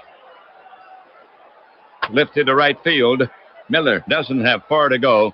He's under it and puts it away. Two down. Scheckert is tagging, but the coach holds him at first. Next up, Chicago hitter Zimmerman. A very steady hitter. Zimmerman waiting for Brown. Catcher Raritan sets his target. First baseman Tenney is on the bag. Scheckert with a substantial lead. He cranks and fires. Swung on. Strike. Scheckert is trying for the steal. Raritan for the quick release. The slide. The tag. And he slides in safely. That's his first steal of the season. So Zimmerman will get back in there. Right-handed Brown goes to the set position. Scheckert edges a bit more off second. The pitch comes in. Hit hard to Herzog. Gloves it.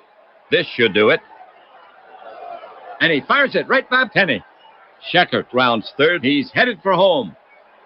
He'll score. Zimmerman never made the turn toward second and has to settle for first. That should be an error on Herzog. And it is E6.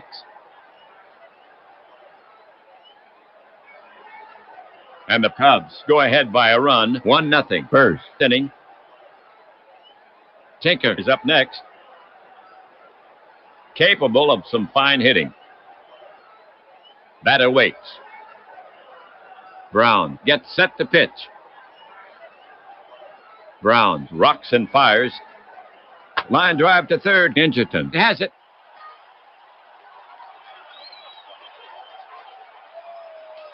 For the Cubs, 1-1-1. They lead one. They move ahead in the game. Cubs 1. Rustlers coming up. For the Cubs take the field here in the first. Get your scorecard. Manager McCoy sends out his squad this way. Sayer at first base. Zimmerman at second. Tinker the shortstop. Doyle at third. The trio in the outfield. In left, it's Schulte. In center, Scheckert. And over in right, Hoffman. Archer is behind the plate and pitching for the Cubs. The right-handed Chucker Grubach. Here's Sweeney to lead it off. He swings from the right. Bill can be dangerous. Batter ready. Now Grubach ready. The pitch. Wide of the mark, and Sweeney walks. That was Sweeney's first walk of the season. Herzog is now up. Herzog, recently known as a solid hitter. Super speed down at first. Grubach will go to work on him. The pitch. One hopper back to the mound. Grubach up with it. Throws to first in time for the out. Sweeney moves to second on the play. That's out number 1.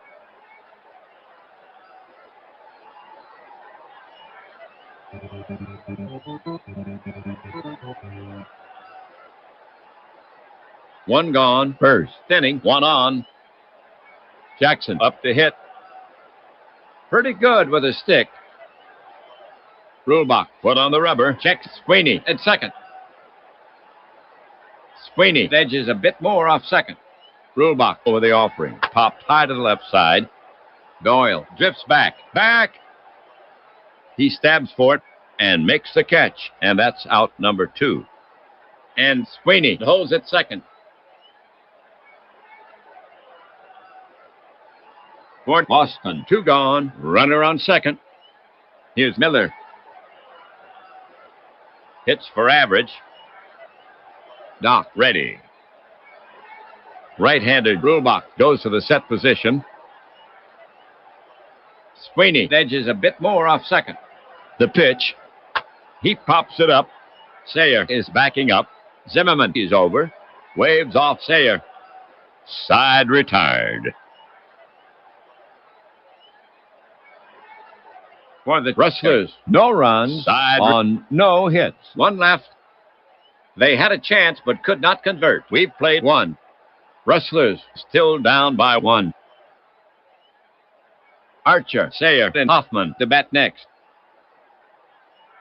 Here's Archer to lead it off. Archer, Sayer, a dependable hitter, to bat next. The batter stands in.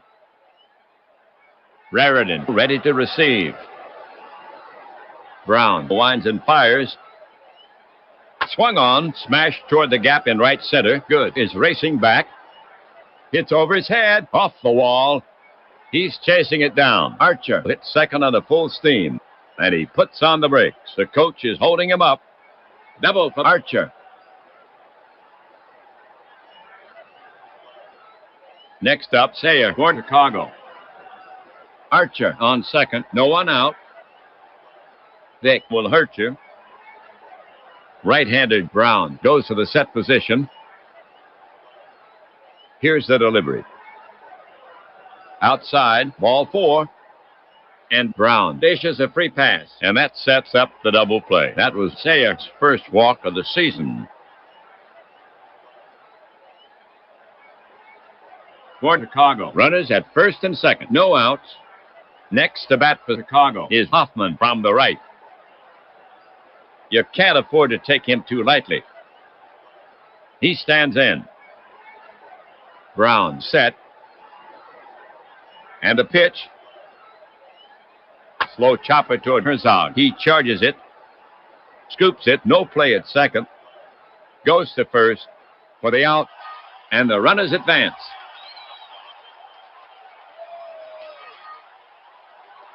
Well, the Cubs have 2 in scoring position. 1 away. It's now Rulebach the bat. He swings from the right side. Ed taking his first at bat of the season. Brown looking in at the target. Rustlers playing for the out at first. The pitch to Rulebach. Swing and a miss. Rulebach goes down on strikes. 2 gone.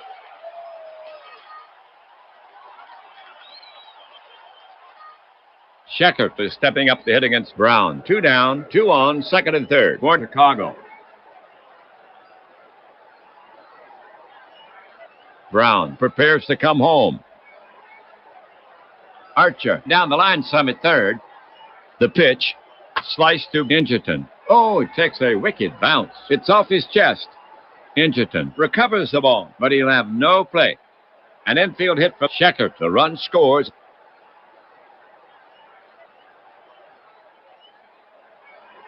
So Scheckert with a ribby single, and the Cubs now lead 2-0.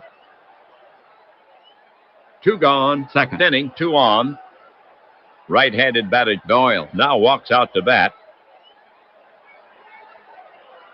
Brown focuses in on the target. Sayer takes his lead at third. Brown into his motion, delivers.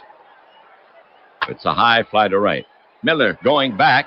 He waits on it and makes the catch.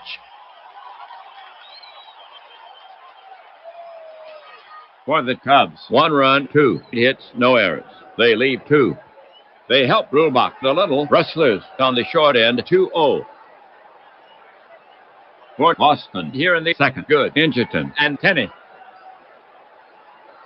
Good. We'll get it started for the Rustlers. He bats left. Wilbur has been a reliable hitter. The batter stands in. Rulebach will go to work on him. Here he comes. Soft liner behind second. It falls. Base hit for good.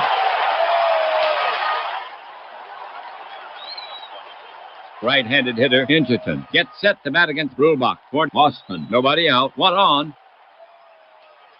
A dependable hitter. Rulebach gets set to work on him. Rulebach rocks and fires.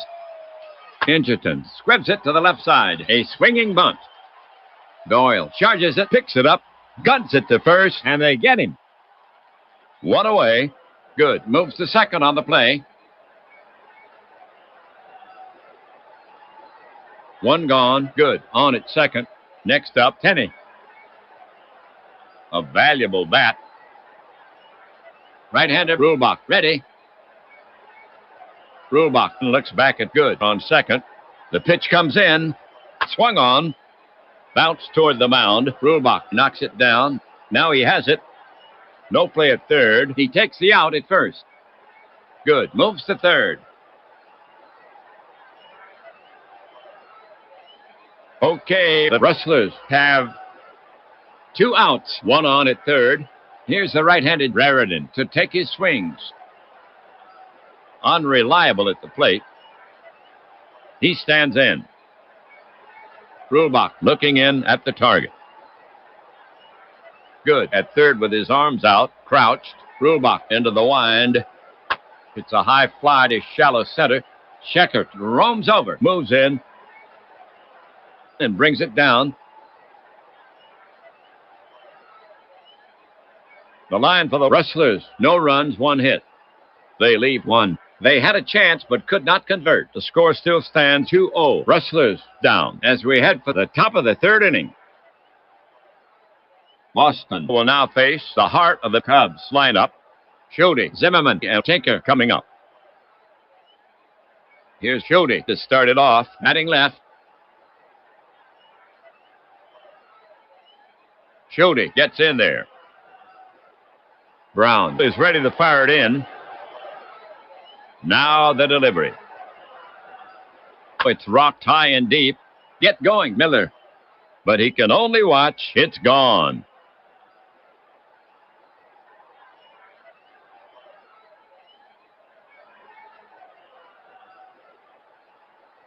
So they collect the solo homer, his first home run of the season, and the Cubs now lead 3-0. Nobody out. Third inning. Now Zimmerman to face Brown. Zimmerman waiting.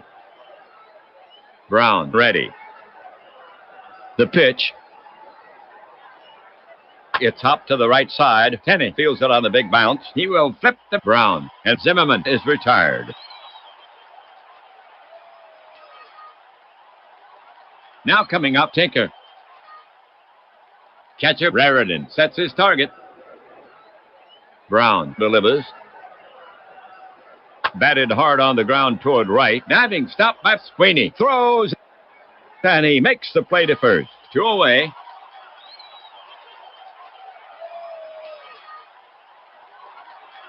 Archer advancing to the bat. 2 away. Archer gets in there. Raridan crouched down now. Here he comes. Slashed into the hole. Sweeney to his left. He has it. Over to Tenney. Archer is gone, and the side is retired.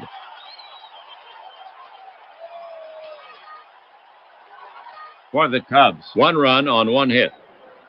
They add a little padding. Rustlers down 3-0. Boston due up. The Rustlers will have Brown, Sweeney, and Herzog here in the third.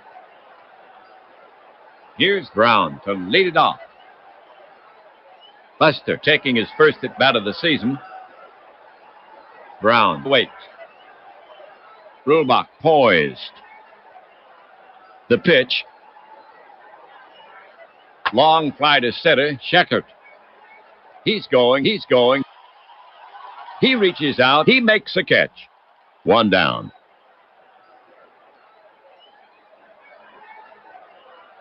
Here's Sweeney coming to the plate. Rulebach looking in. Rulebach into the wind. Chopper back to the mound. Rulebach up with it. Flips to first for the out.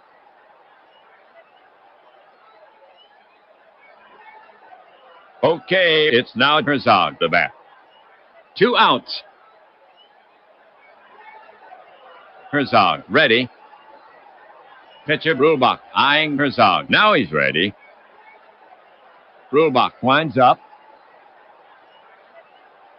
Line drive to third. Hits over his head. And Herzog is on with a single. The Rustlers have 2 outs. Herzog down at first. Mossman now sends Jackson to bat. Archer crouched down now. Rulebach with the pitch. 1 hopper back to the mound. Rulebach up with it. Throws to first to retire the side.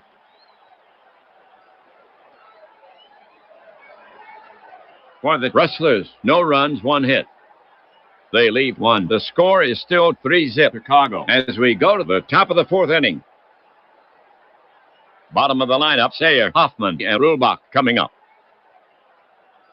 Here's Sayer to lead it off.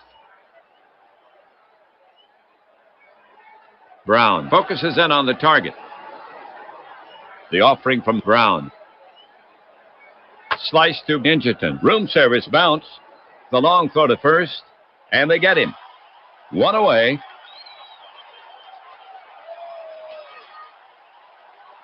Well, now Hoffman to face Brown.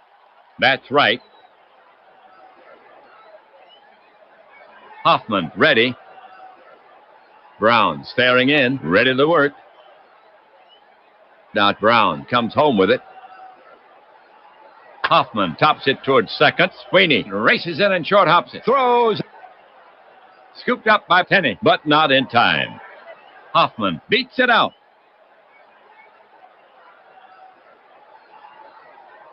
Next batter, Rulebach. Brown prepared to work. Infield playing in a few paces. The pitch, he squares. Fouled away. Again, he squares to bunt. The pitch. It's bunted down the third baseline. Rolling foul. Strike 2. Rulebach back in the box. Brown comes set. First baseman Tenney holding the runner on. Infield looking for the bunt. Now he throws to first, and Hoffman gets back. Not his best move. Brown gets the ball back. Now he's set again. The 2-strike pitch. Ground ball to first. Tenney's up with it. Throws to second for 1. Back to first for 2. Yes! Double play. And the side is retired.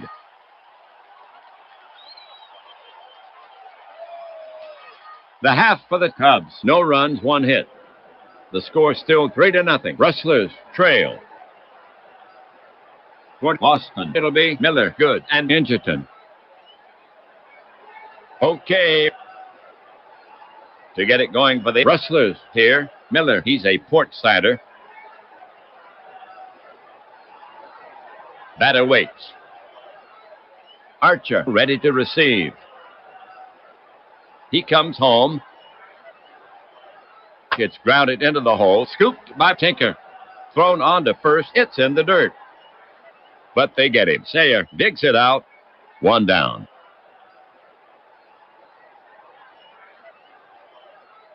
We have Good coming up to hit. Base is clear. 1 gone. Wilbur steps up. Rulebach prepared to work. The pitch. Low. Ball 4. Wilbur hustles down to first. That was Good's first walk of the season. Ingerton to face Rulebach. Ingerton steps in. Now Rulebach ready. Rulebach kicks and deals. Swung on, grounded to Doyle at third. Only 1 play. The long throw to first. Got him. 2 away. Good. Moves to second on the play. 2 outs. 4th inning, 1 on. Tenney is stepping up to hit against Rulebach. He bats left-handed. Rulebach focuses in on the target. Good. Moves another step away from second. The pitch from Rulebach. Swung on. Lined at Sayer. And he's got it. That's 3 away. For the Rustlers, no runs, no hits, no errors. They leave 1. They had a chance but could not convert. The score still 3-zip. Rustlers trail. Chicago now will send out the top of the order. Scheckert, Doyle, and Schutte. Scheckert leading off the 5th. He gets his share of hits. Jimmy ready. Brown focuses in on the target. The pitch from Brown. Up the chimney, a towering pop-up in foul ground. Now Raritan edges in. More. And the ball hits off his mitt, and that's a fair ball. Scheckert has ideas, but he'll hold it first. Score that an error on Raritan, and that's the second error for the Rustlers. Doyle, the hit, runner on first. Jim is a tough out. Doyle waiting for Brown. Catcher ready. The pitch. Doyle pounds it on the ground. Sweeney stops it on one hop. Shovels to Herzog for the force. And he leaps over Scheckert, then guns it to first. Not in time. Doyle reaches, but they get the lead runner. 1 away.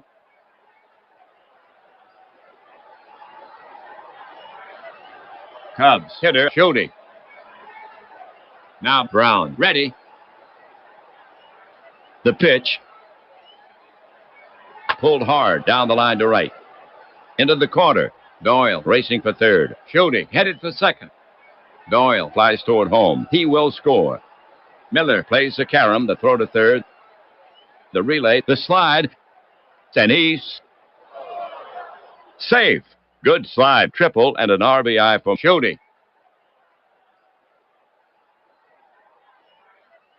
So they score 1 on a triple, and the Cubs add to their lead. This ball game now 4-zip. Next batter, Zimmerman. A sure hitter, tough to strike out. Raritan sets up. They're playing him in. He cranks and fires. It's a high fly to right. Miller camps in his tracks and brings it down. Schutte tags. They're waving him home. Here comes the throw. And he's out by inches. Double play.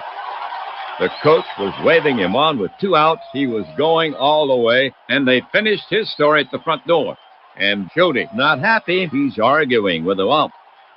But the manager cools him down. Side retired.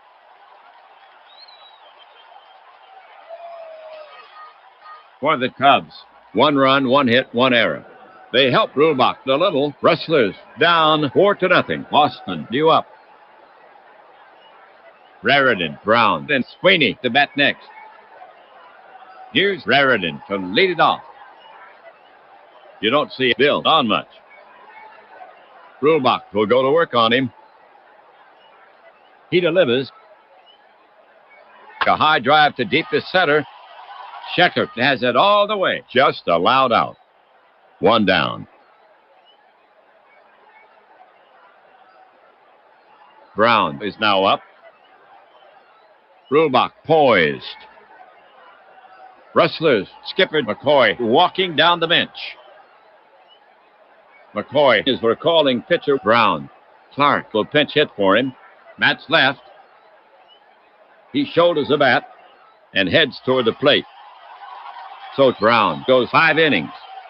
His line, 4 runs, 3 earned, on 6 hits. A homer. He stands to lose it unless the Rustlers can make up the 4-run deficit. Clark to bat.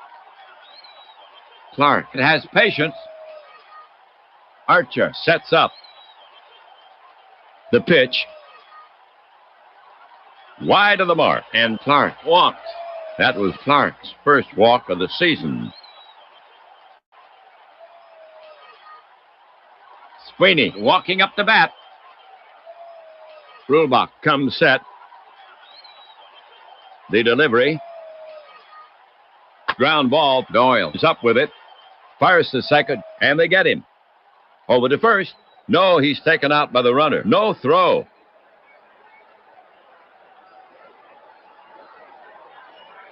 Herzog comes up the bat. Herzog ready. Pitcher Rulebach eyeing Herzog. Now he's ready. Sweeney bluffs going. Rulebach into his motion. Delivers. Hit hard to right center. Schechter scampering back at the track. He leaps and brings it down.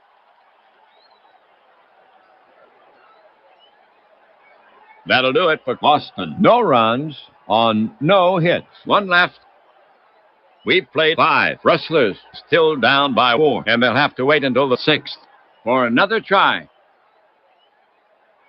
For Chicago, it'll be Tinker, Archer, and Sayer. Pfeffer is coming on in relief for Boston. For Pfeffer, this is his first appearance. He's a right-handed pitcher. He'll try to hold him to let the Rustlers get back in it. Here's Tinker to lead it off. Capable of some fine hitting. Pfeffer takes a few warm-up pitches. He's rubbing up the ball. We're ready to go. Catcher ready. Pfeffer kicks and deals. Hook down the right field line. Will it stay fair? Yes, it's in play. The ball rolls all the way to the corner. Tinker turns second and looks to third. No, he holds up. He'll settle for 2. Archer, bat in hand. He already has a double in this game. You can't afford to take him too lightly. The batter stands in. Pfeffer will go to work on him. Pfeffer looks back at Tinker on second. He's on with a leadoff double. The pitch. On the ground, Sweeney gloves it. No play at third, and he flips to first. In time. 1 down. Tinker moves up. Now coming to bat for the Cubs, Sayer. A trusty bat. Right-hander Pfeffer, ready. The Rustlers are looking for the play at the plate. He comes home, swung on, grounded hard toward Herzog. It's by him into left. Tinker scores. Sayer holds first with a single. So the single drives in 1, and the Cubs now lead 5-0. Here comes Hoffman to take his cuts. Batter ready. Pfeffer will go to work on him. Pfeffer cranks it up. Base hit left field. Jackson is there. Spears it on 1 hop. Juggles it. Sayer around second. Sayer stops at second as the throw comes in. A pair of singles for Chicago. That's Hoffman's second hit of the game. Rulebach up there. Right-hander Pfeffer ready. Infield looking for the bunt. Pfeffer with the pitch. Upstairs. And Rulebach isn't tempted. Ball number 4. And he takes his base. That fills the bases. That was Rulebach's first walk of the season. 1 down, 6th inning. Bases full. Schechter now walks out to bat. He bats left-handed. Pfeffer set. Infield is back. The runners take their lead. The pitch. Upstairs. And Schechter isn't tempted. Ball number 4. And he takes his base. And that walks in a run. And the bases are still loaded. That was Schechter's first walk of the season. And the Cubs add to their big lead. The score now, 6-0. 1 out, 6th inning. The bases are loaded. The next Cubs batter is Doyle, right-hander. The batter stands in. And here comes Rustlers manager McCoy again. He's asking Pfeffer for the ball. They'll go to Hogg, the right-hander. So Pfeffer goes only 1/3 of an inning. His line, 2 runs. So far, on 3 hits. Walk 2. He's responsible for the runners. For Hogg, this is his first appearance. He's a right-handed pitcher. Johnny will give him some work. Hogg takes a few warm-up pitches. He's rubbing up the ball. We're ready to go. Doyle, now ready. Right-hander Hogg, ready. Infielder's back. The pitch, drilled to right by Doyle. It is high, it is far, it is caught at the wall by Miller. The runners are tagging. Miller turns and sets. Hoffman coming down the line. Brulbach is holding. Here comes a throw home. Here's a play at the plate, and he's safe easily. And Brulbach holds it second. Scheckert holds it first.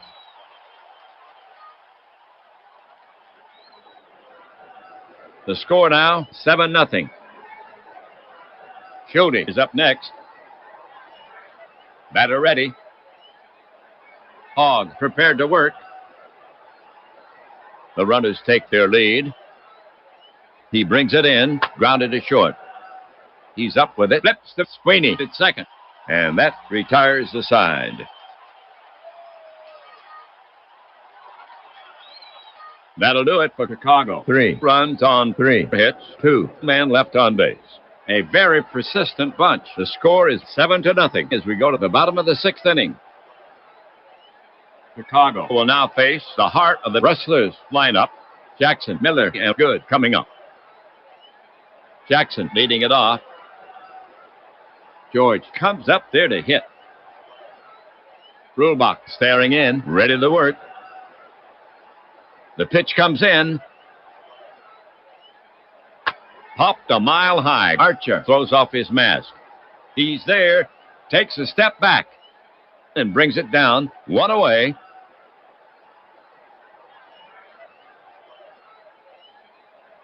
Here comes Miller to take his cuts. He'll wait for his pitch. Archer ready to receive. The pitch from Brulbach. It's up to the right side. Sayer feels it on the big bounce. He will flip the Brulbach. And Miller is retired. Here comes Good to take his cuts. Archer sets up. Brulbach fires it in. Swung on. Routine fly to left field. Schulte drifts over. He's under it. Lowers the glove, and he covers it. Side retired. So the Rustlers are retired in order. Rustlers trailing by 7. The Cubs will have Zimmerman, Tinker, and Archer here in the 7th. Here's Zimmerman to lead it off. Catcher Raritan sets his target. The pitch comes in. Breaking ball, swung on. Driven to left. Jackson is running back. He's got a beat on it and makes the catch. 1 down.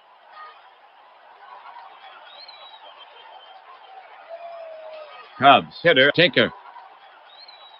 Right-hander Hogg ready. The delivery. Blooper to left center toward the gap. Good. Runs in on it. Herzog is backing up. It drops in, and Tinker is on it first with a base hit. Joe with his 2nd hit in this game, and that's the Cubs' 10th hit. Archer is up next. Hogg prepares to come home. Now the delivery. Line toward short, just out of reach. Jackson is chasing it. Tinker is rounding second. And they hold Tinker up as the throw comes in. A pair of singles for Chicago. Second hit for Archer in the game. Sayer up there. Hogg gets set to work on him. Hogg rocks and fires. Wide of the strike zone. Ball 4. And Sayer trots down to first. That fills the bases.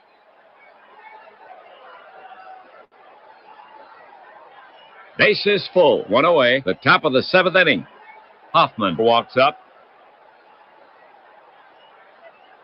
Raritan set. Rustlers playing for the double play. The runners take their lead. The pitch comes in. Hit down the line inside third. Ingerton backhands it. Fires home. Out. The throw to first. Yes, double play. And they get out of the inning.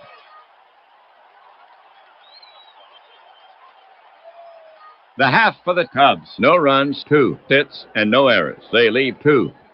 So they fail to add to their big lead. The score still stands 7-0. Rustlers down as we head for the bottom of the 7th inning. Okay, folks, on your feet. Take a break for the 7th inning stretch.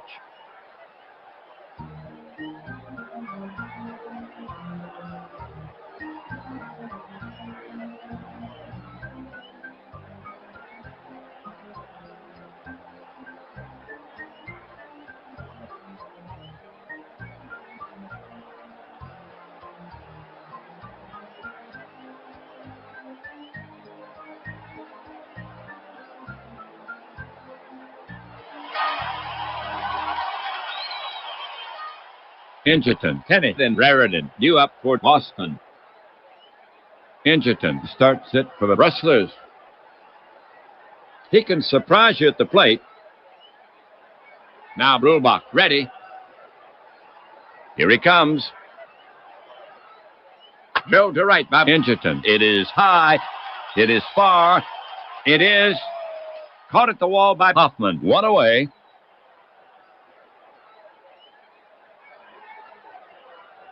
Tenney is now up. Tenney has patience. Archer sets up. Brulbach winds up. It's a shot down the line to right, near the foul pole, and it's foul. Strike 1.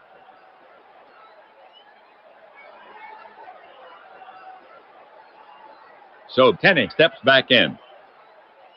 Brulbach looking in at the target. He lets it go. Well hit fly ball toward the gap. Schulte and Scheckert converge. Schulte calls him off and makes the catch. 2 down.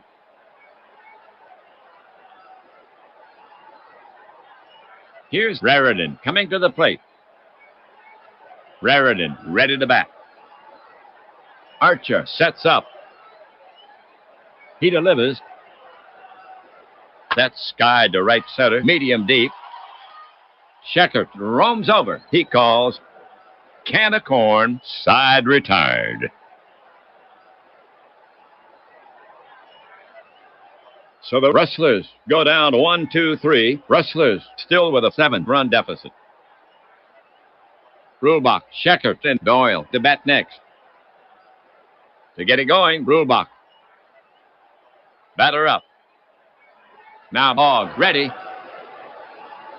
Hogg kicks and deals. On the ground, back through the box. Sweeney gloves it, spins it, fires. Long stretch. Just nips Brulbach by half a step. And there's 1 away.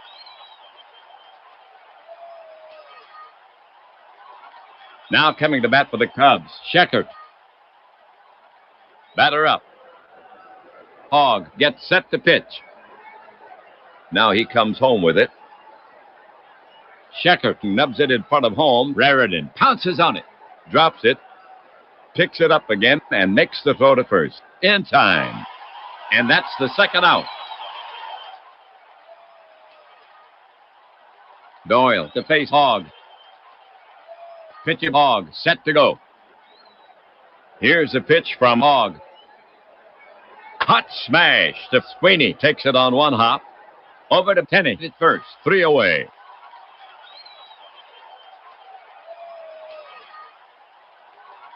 So the Cubs go quietly. We've played 7.5. Rustlers down 7-0. And they better get something started now as they come to bat at the bottom of the 8th inning. Hogg, Sweeney, then Herzog, due up for Boston. Here's Hogg to lead it off.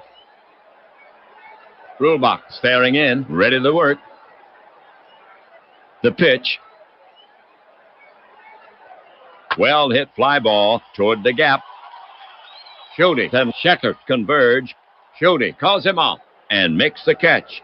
One away.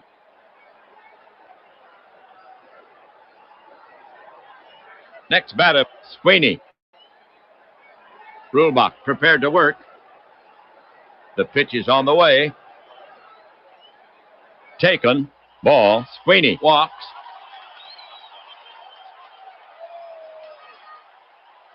Herzog coming up. Rulebach staring in, ready to work. Sweeney, 2 full strides off first. The pitch comes in, wrapped back to the mound. Rulebach knocks it down, picks it up, throws quickly, out at first. Sweeney moves to second on the play, and they are now 2 away.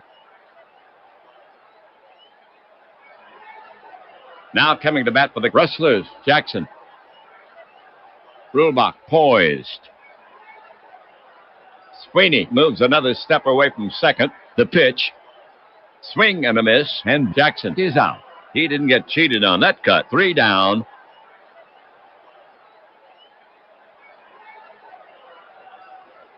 The line for the Rustlers, 0-0-0.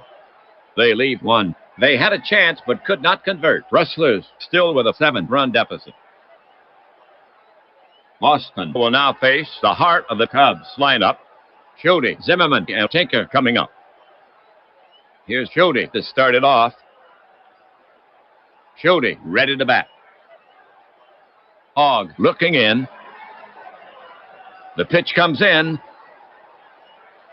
Swung on, chopping ground ball up the middle. Herzog is over. Stabs for it. And he's got it. Fires to first. In time. And that's the first out. Zimmerman to face Hogg. Catcher ready. He wheels and deals. Slow ground ball right side. And it bounces off the heel of his glove. And Zimmerman is safe at first. Sweeney picks up an error. And the Rustlers' defense has been sloppy here. Here comes Tinker to take his cuts. Hogg focuses in on the target. Hogg over the offering. Punch to left. It drops in safely. Jackson collects the ball. Zimmerman is rounding second. And they hold Zimmerman up as the throw comes in. And Tinker is on with a single. 3rd hit for Tinker in the game. Next up, Chicago hitter Archer. Hogg set. The runners take their lead. And the pitch comes in. Lined hard over second. Base hit. Miller is after it. He cuts it off. Zimmerman is around 3rd. Tinker is around 2nd. The throw comes into Penny. And they're holding Zimmerman at 3rd. Archer loads them up for the single. The Cubs have 1 gone. The bases are loaded. The top of the 9th inning. Now Sayer to face Hogg. Raritan set. Rustlers playing for the double play. The pitch comes in, fisted to right by Sayer. And it falls in front of Miller. Zimmerman scores. Tinker is rounding 3rd. Archer is around 2nd. The throw comes into Penny. Sayer is on at first for the single. And they're holding Tinker at 3rd.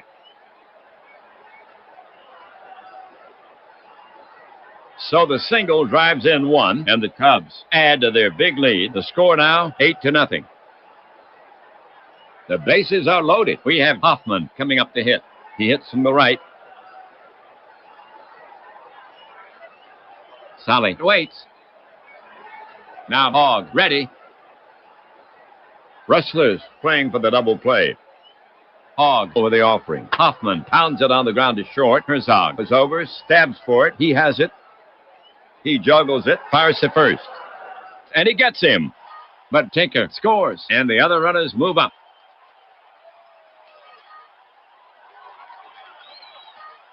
The score now, way out of reach. Rulbach walking up the bat. Hogg now set. The offering. Line to Tenney. Caught.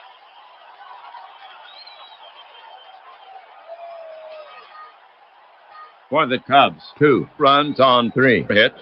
The Rustlers fumble once. They leave 2. So they add to their lead. The score now stands way out of reach. Rustlers trail. Miller, good, and Ingerton to bat next. To get it going, Miller. Only a miracle will do here. Catcher ready.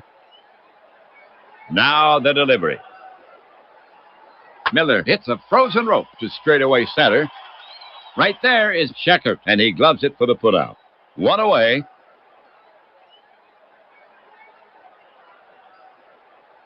Good is now up. Right-hander Rulbach ready. The pitch. Fly ball right field. Hoffman moves under it, and he makes the catch. 2 away.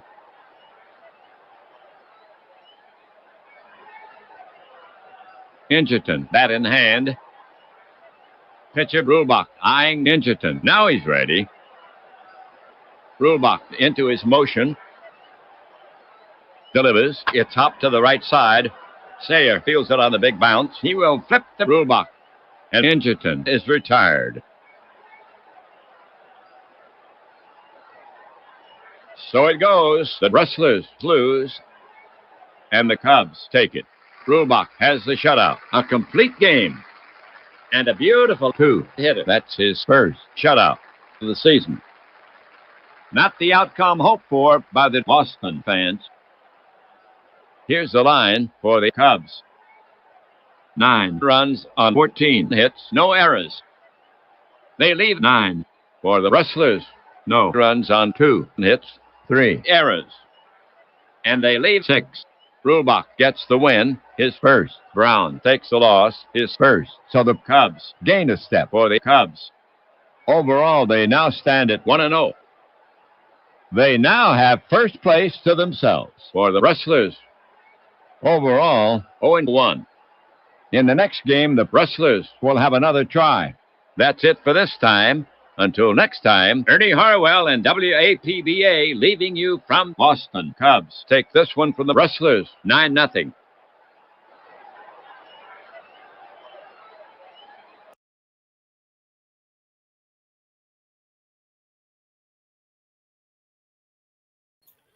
Oh, Jesus, Mary and Joseph, that was painful. But you're going to have games like that. So Bart mentioned Johnny Evers. And so I'd read this before sometime last year. So I dug this book back out. Great book. Going to reread it sometime. This is from Tales of the Deadball era. So leave you a little bit about Johnny the Crab Evers. So here we go. And this book... excellent book. This is written by Mark Halfon. All right. Johnny Evers, among the game's brainiest players, called baseball, and I quote, the most highly developed, scientific, and logical form of athletic pastime evolved by man. His analysis of base-stealing defense attests to the exactness and precision of which he speaks. Now,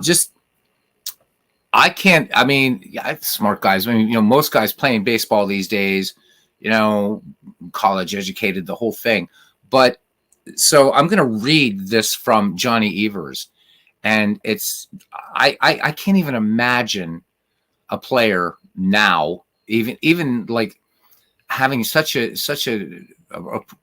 not only profound understanding of the game, inside baseball, right, as they called it, but also just the way you'll hear what I mean.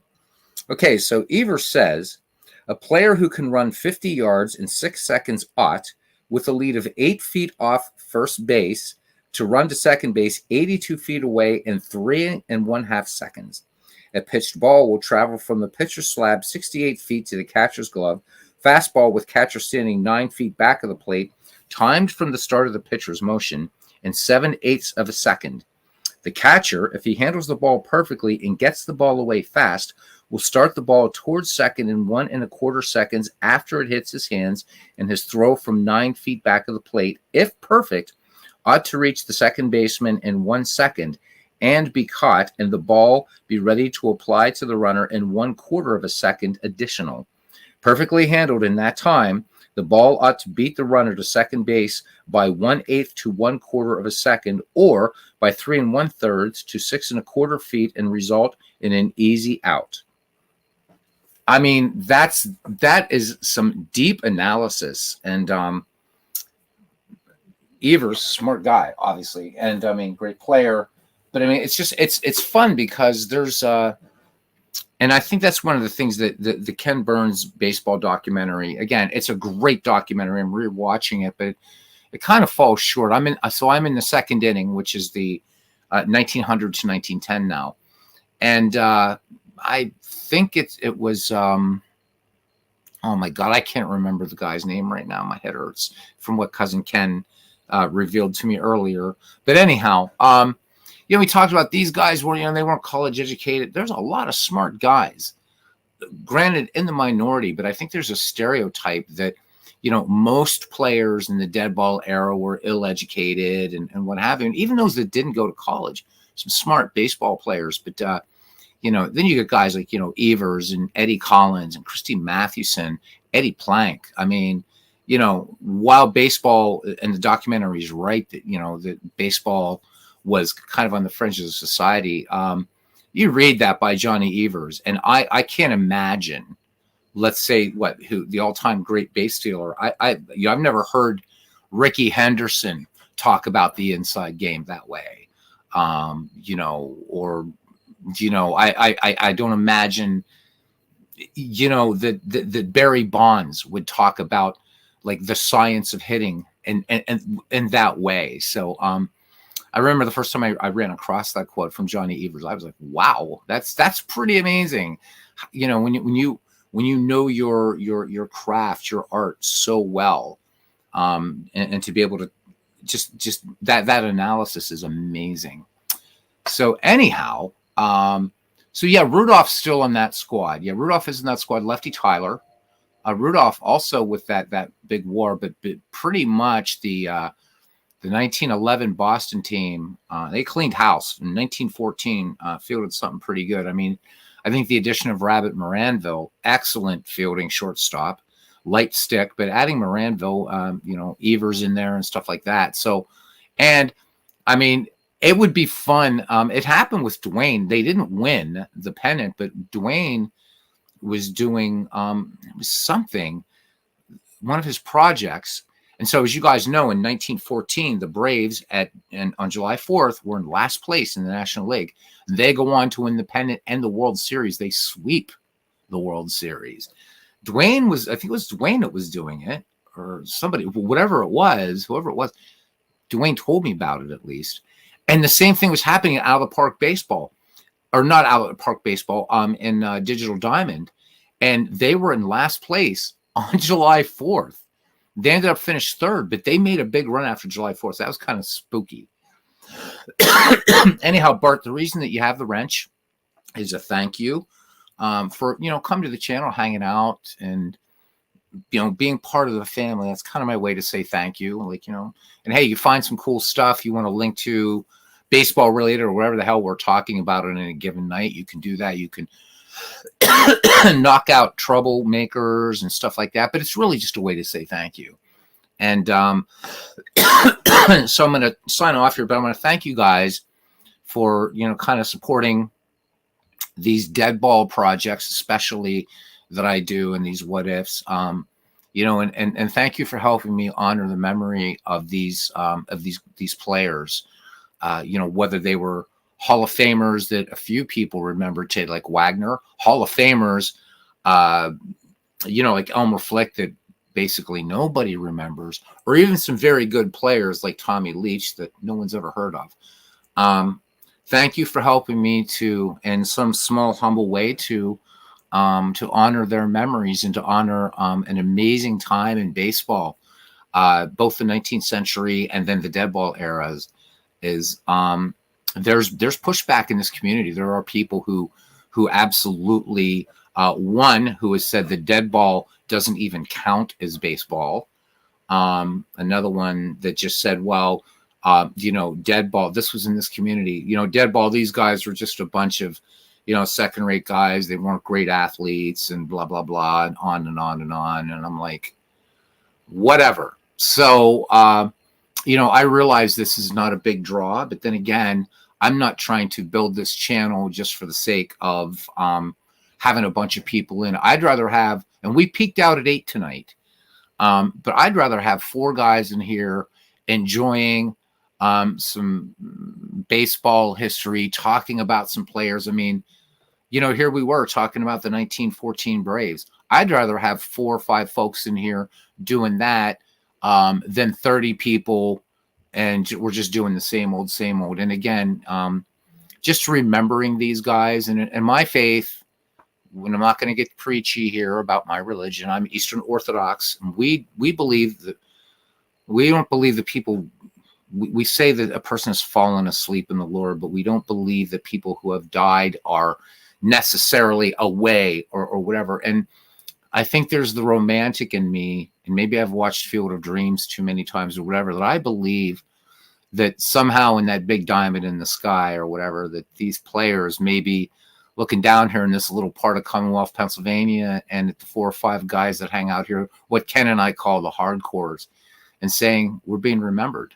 And that makes me happy. And if this channel, if I've accomplished anything and we've accomplished anything as a community to pay homage to these players, then I'm happy. And with that, we're going to sign off for tonight. Tomorrow night, we'll be returning to the McGraw Baseball League. One more doubleheader tomorrow night. And then we'll be coming back to 1911 for our nightcap. And tomorrow looks like it's going to be, and this is a rare occurrence for me to do one on the channel, but we're going to do a Pirate game. I'm a Pirate fan, but I don't do a lot of them. So it's either going to be the Brooklyn Robins at the Pittsburgh Pirates or the New York Giants at the Cincinnati Reds. Not sure which yet. We'll see what the chat says. The only other game in the American League on this opening day would be the New York Highlanders at the Tigers. Looks like, yeah. So we'll see. As Bart says, yep, there's pieces of these guys in every player today. I believe that, and I don't know, to the guys that say that these guys weren't athletes, you're full of shit.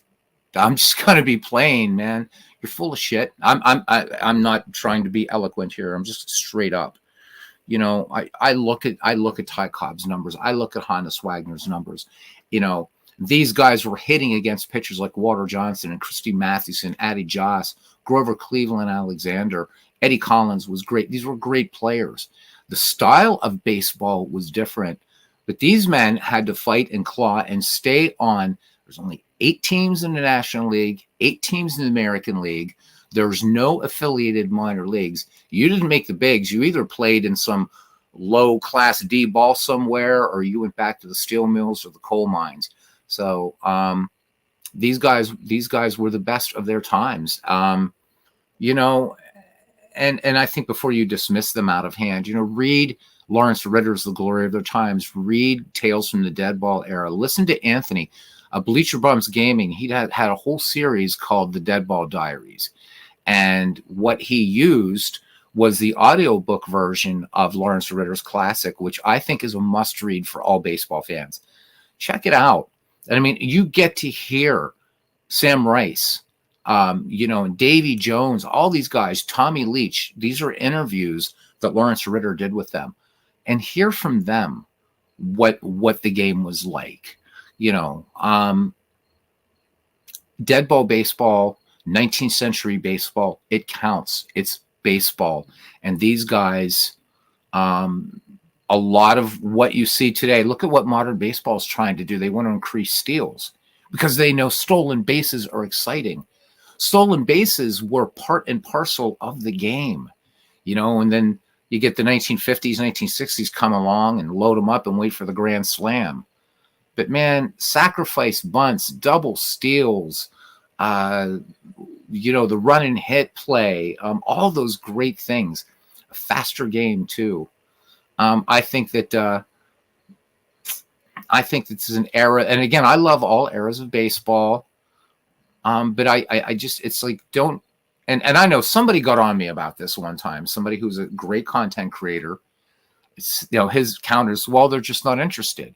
I get if you're not interested, but don't dismiss something out of hand if you don't know anything about it. If you're just like, so like I say a lot here, I don't know a lot about football, American football. I know enough about it, studied it enough that I'm not a fan. But on the other hand, I know nothing at all about Australian rules football. I used to watch it a few times and found it amusing, but I'm not going to dismiss it. I mean, they're and just like with even professional football, I know these guys are excellent athletes. I know that many, many, many people love American football, and I think that's awesome. But I wonder if American football fans would dismiss football, let's say the 1930s, or the 1940s, that didn't count. I think that's a pedestrian attitude. I'll stick by that. And with that, thanks guys for hanging out. Triples, damn right. Greatest triples, most exciting play in sports. Triples are awesome. Ken Castro said, I've heard some beauties as well, cousin. They probably throw about 60 miles per hour. Yeah. Again, they probably did this. It's probably. And you know what? I'm sorry, that last soapbox bit. So I mentioned Glory of Their Times, right? But you know what? For these guys, I would say, and not knocking Mark Halflin, his book, Tales from the Dead Ball Era, is amazing. Okay, with the index, this thing is only 226 pages. The way it's written, I'm going back to the bibliography. He's got all kinds of notes in here, postscript. So just very, very quickly, if we don't count the postscript stuff, which I think is good reading, the actual book is only 174 pages, and it's a great read. And read the book, and then come back and tell me if these players didn't count. And I defy anybody to offer a defensible argument saying that these players didn't count.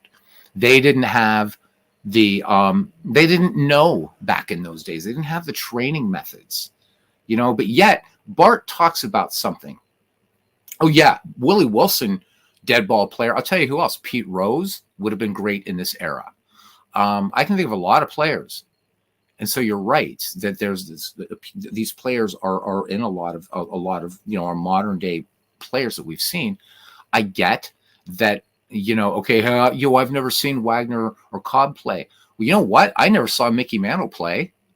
I didn't see Don Clendenin play, but I know they were. I mean, Mickey, of course, he's in the pantheon. Don Clendenin was a fine baseball player. I didn't see Matty Alou play, but he was electrifying on the field. Every account that I've read, I mean, they're the Alou family. They're baseball royalty. I don't think you have to see a player to judge his greatness. Baseball's numbers, even accounting for what was going on in the dead ball. Look at them in that era. They were professional baseball players and played it well. George Sisler, list goes on and on. But I do. That's one thing that is kind of a button pusher for me. It's the memory of these guys, and there were guys that went from dead ball and live ball era and didn't skip a step. Ty Cobb stands out as one of the perfect examples. He said hitting home runs is easy, and what, hit 3 in a game or something, 2 or 3 in a game. So, I'm going to do it today. Boom, did it. So it wasn't like 1920 they make the ball live and all of a sudden everybody that played before 1920 was some kind of busher. That's just not the case. So thank you guys. It really, if anything, if I have any investment in what I'm doing in these little projects, it is really to do this. I don't gain anything from this. There's no money in it. but I'm really, really tired of people sullying the memories of these great players. And even when I was a little kid, this was my favorite era of baseball. So I don't know why that is. Maybe I like maybe because I'm a magician, a sleight of hand artist, one of the things I do. And so we're naturally, most of us who are into sleight of hand magic, we're kind of attracted to the gambling element of things and the kind of that other side, the scams and cons and stuff. And God knows, 19th century and dead ball baseball, it was all over the place.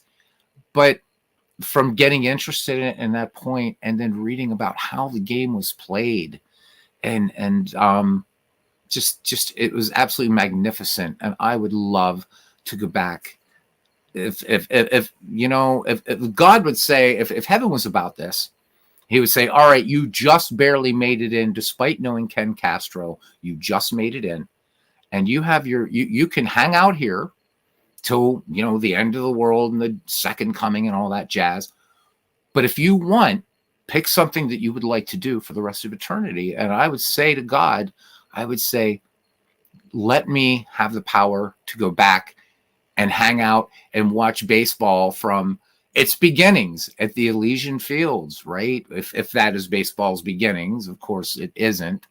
But let me just start at Elysian Fields on June 1st, 1846, when the Knickerbockers got their arses kicked, Lord. And let me see every game played from 1846 up through the end of the 1919 season. And that's what I would do. I would have so much fun. That's my idea of heaven, is to see these players. I want to see George Sisler. I want to see Hannes Wagner, especially, and Ty Cobb, and even Hal Chase, for God's sake, and see what a great first baseman he was and what could have been, and talk some showbiz with Turkey Mike Donlin. Why the hell not? Joe Garagiola, and I'll close with this. He said once when he was with the Pirates, he said he wished he would have had the forethought at that time to have a tape recorder in the dugout. He said because he would listen and was just amazed at the tales that Coach Hannes Wagner and manager Pie Traynor, the tales that they would tell in the dugout. Imagine the stories that those two legends had to say. And Wagner was given to tall tales too. And that would be another thing. I would want to be able to just go back, and I want to listen to these guys. And I want to watch the formation of the Negro Leagues. I want to meet Rube Foster. That to me is heaven. So you guys are helping me in this community by at least in some way getting a little taste of what that's all about. And I know I'm getting terribly maudlin here, so that's it. Want to thank you guys for coming in. Cousin Ken Castro, who is the heart and soul of this channel, our new moderator, member of the family, Bart Ewing. Thanks, buddy, for coming in. Good discussion about the 1914 Braves. D. Scott Howard, he is hoping that Ken's mind will turn up. So am I. But I'm happy for Ken, 2023. He's having fun. Dan Burke, my favorite Irishman, was here for a bit. Clinton Parks, the professor himself, gracing us with his presence. Mr. Aaron Reed was here. MV visited us for a little bit. I know it's long and late over there in the United Kingdom, but he did visit. Dwayne Martz was here for a while, also going to be playing some 2023 baseball. Holy hell, I don't know what universe I'm in.